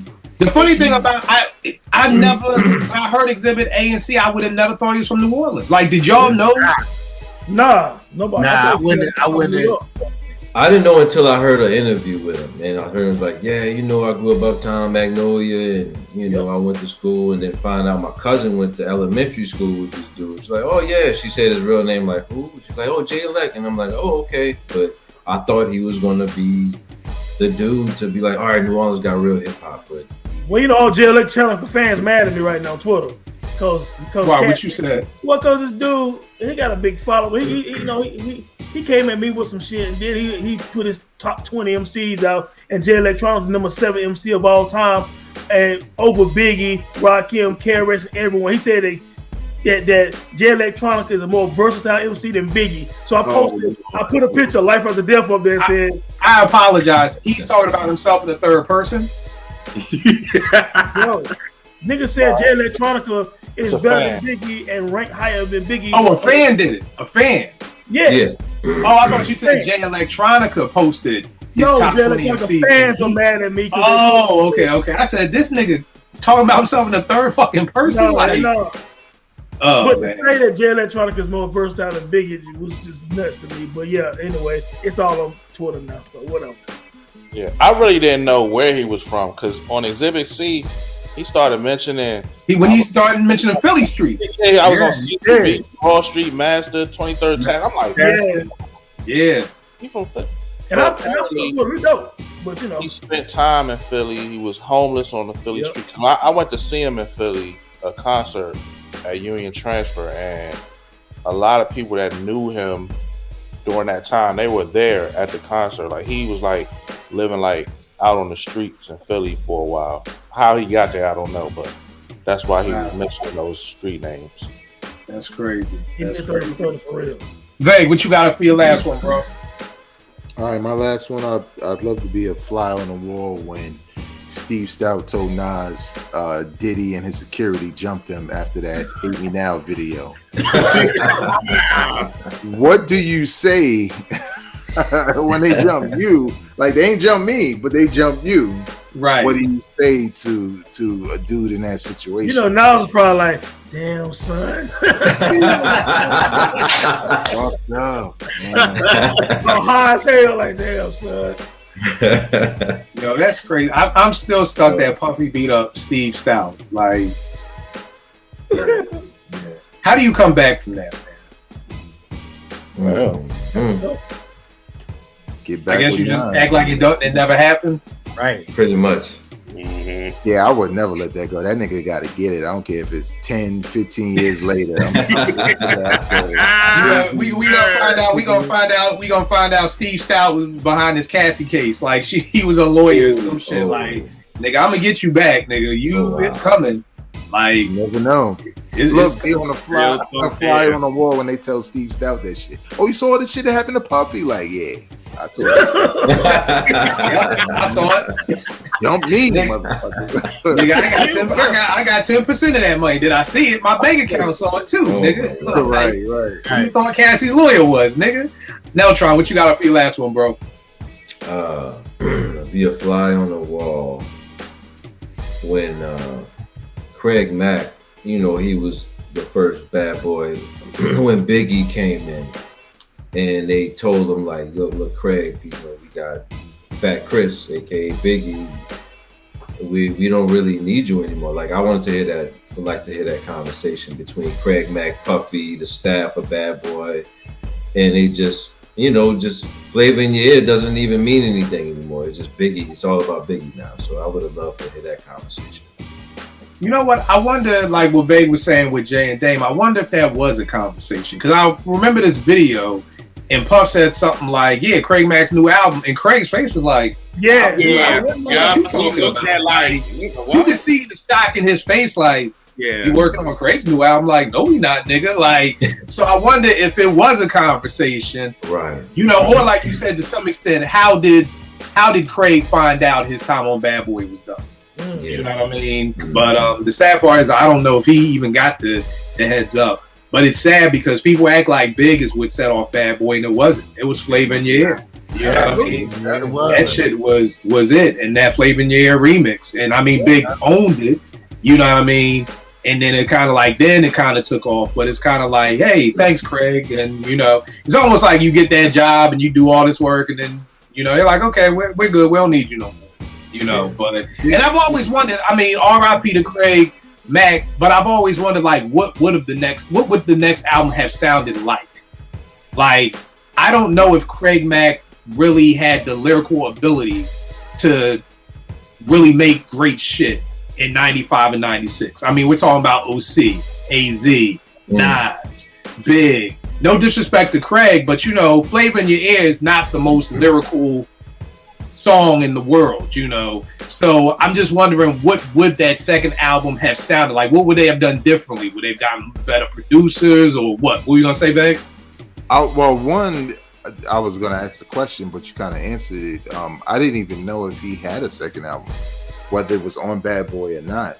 It wasn't on Bad Boy. It wasn't on Bad Boy. He had a second album. He did have a second album. Yeah, but I don't think anybody heard it. I think Craig Mack kind of suffered the same fate as Charlie Brown, right? Your style of rhyming was the thing at one point in the early 90s, but there was a transition happening that didn't include your style of rhyming. You had to adjust. It was more street raps than anything, and that those antics, even though Ludacris kind of brought it back, if you think about it, those antics didn't really jive with the East Coast specifically, or what was happening with hip hop at the time with all those people you mentioned. So it's kind of like it's fucked up because it's happened to a number of artists where they're right there, right in the middle of a transition, and they're hot.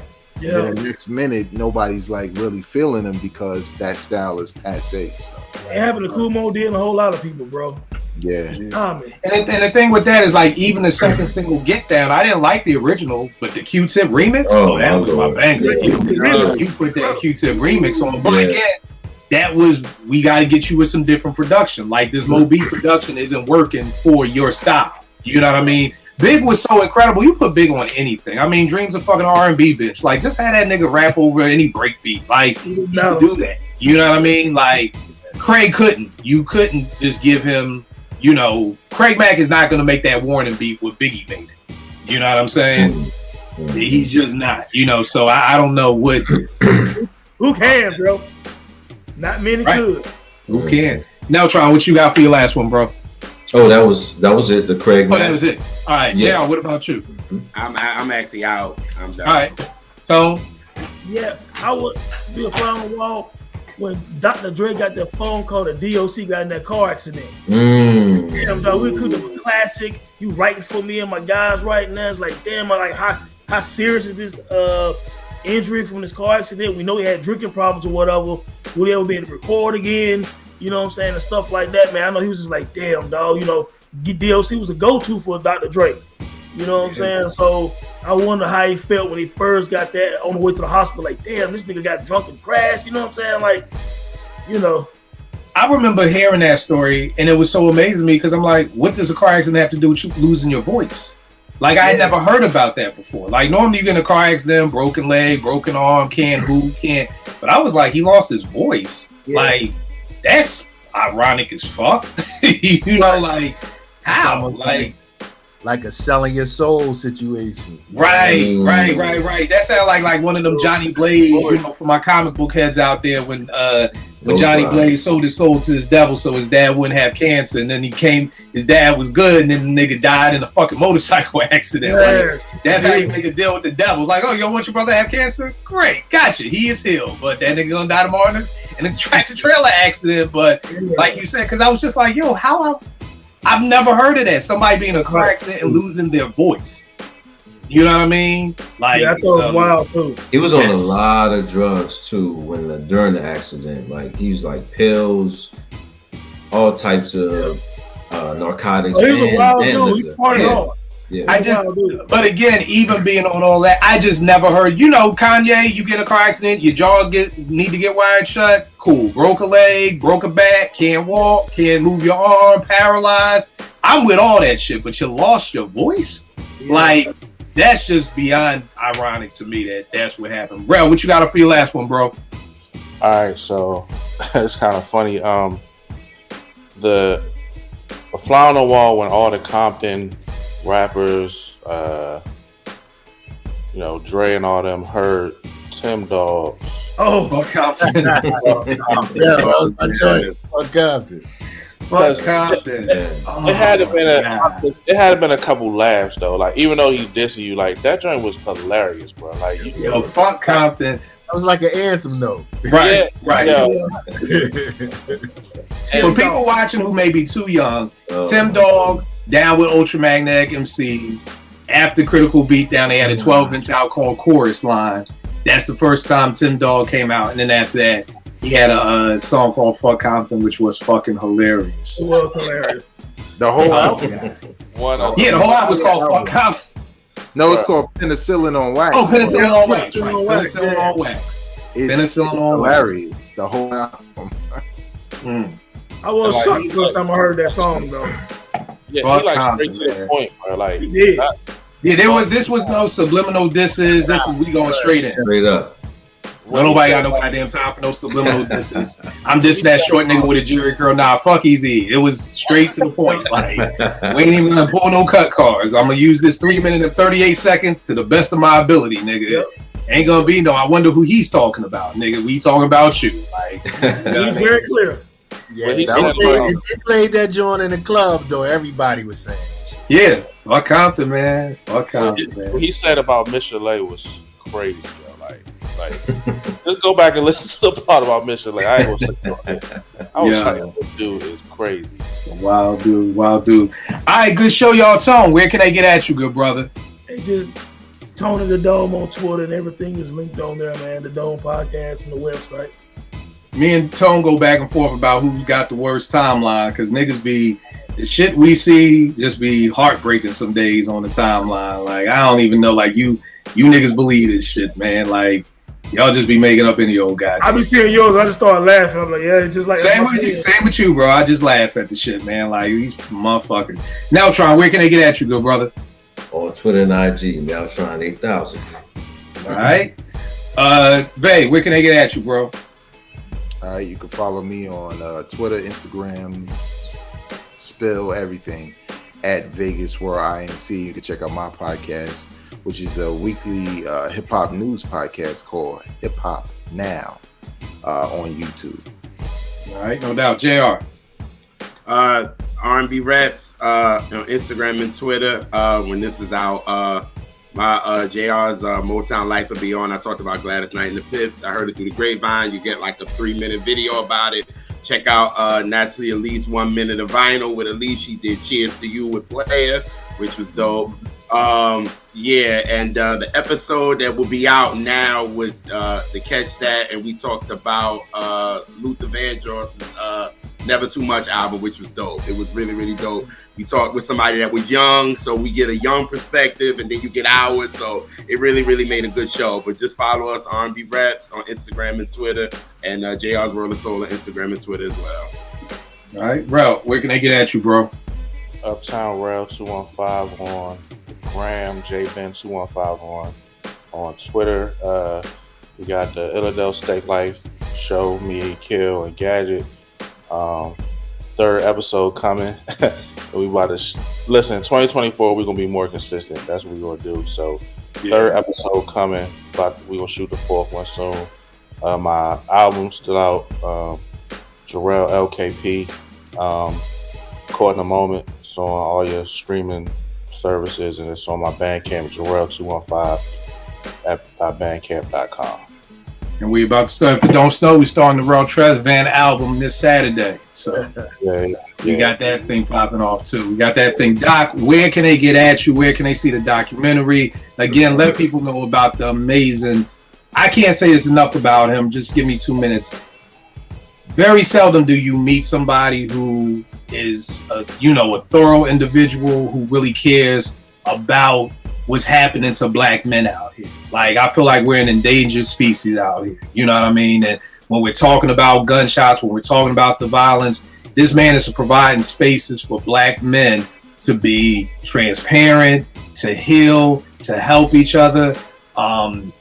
He's doing a documentary on women who have been shot now in Baltimore. I mean, he's doing so much. If you think I do a lot, I'm doing nothing in comparison to what he's doing. So again, just want to salute you, man, because we don't see a lot of black men doing the work that you're doing. And just such a down-to-earth dude. Like, when I think of Professor, I think, stuck up. Just, this dude is on my podcast talking just like this. This is him. Like, wherever he is, Professor at Maryland, talking to whoever, he's the same person every time. And it's so important for young black men to see black men who look like us on this podcast be able to do these things, to see a black man caring for them, because you would be shocked at how many black men out here don't see other black men not as brothers but as enemies. So the work that him and Shay, his partner in this, is doing is amazing. I salute you. Just wanted to give you your flowers, good brother, because you're doing some amazing work out here. Please talk about some of the stuff that you're working on. First of all, I just want to say I salute you. Honored to always be, invited to any of the things that you're doing. Admire all the work that you're doing. Just keep doing your thing, brother. Represent UPT. So you can catch me on IG, Doc Joe Rich, DOCJORICH. Same thing on Twitter. Life After the Gunshot, the documentary. You can www.lifeafterthegunshot.com. Same thing on YouTube. You can watch it on YouTube. And we also have a new project, The Realest Shit I Never Wrote, which is Hood Style TED Talk. So we getting all the dopest speakers that we know from the hood, and we doing a TED Style talk with storytelling and also mixing that with hip hop. So we got hip hop violinists. We're gonna have a hip hop band. We did that in August. We're going to be coming out with the actual TED Talks within the next month. So we'll be putting that on the platform on YouTube, and hopefully that'll be the next wave of having people who are from our hoods who can tell amazing stories in the TED Talk style, but it's made for us. So that's the next thing that we're doing. And you could follow us on Instagram at RSNW, The Realest Shit I Never Wrote. And we got a lot of things coming up for 2024. Yeah, but this will definitely not be the last time y'all seen Doc on 5B. Bro, we gotta get him on some episodes of Philadelphia Steak Life. Yes, you know what I mean? So we can get that thing popping. Y'all know me. I've been on my hip hop statue shit. I showed you the Big. I showed you the Nas. Copped this Bull piece a minute ago, which is dope. If people don't know, graph is my favorite element in hip hop. This joint is just crazy. I mean, you can you pull them up, you can see the train tracks. They've got the spray paint cans on it. You can see the detail. I mean, literally in the on his jeans. He's got the box cutter. You know, I mean, the wire cut in the back of the bag and everything like that. So if you don't know, Boo is this really dope artist, and he's got a lot of dope stuff, and he's had the 4 pillars of hip hop and everything like that. So definitely a new piece I got. But you already know this with me, Kill 889 Twitter, IG. Not to mention we got what I got down here. Do you remember? Y'all know me, I'm an avid bookworm. Hip hop mixtapes. You know what I mean? So for all the DJ Clues, Kid Capri, Stretchin' Bobbito, Best of Mr. C, Tony Touch, all the old school mixtapes up in here. So if you're a mixtape dude, this is a book you will definitely want to get. Man, I miss seeing stuff like this. It was something about just seeing tapes back in the day. So if you don't know about mixtapes, cop this and do the knowledge. If you used to love mixtapes like me, so definitely bring you back to that. But that's what it is, y'all. I will check y'all next week, y'all.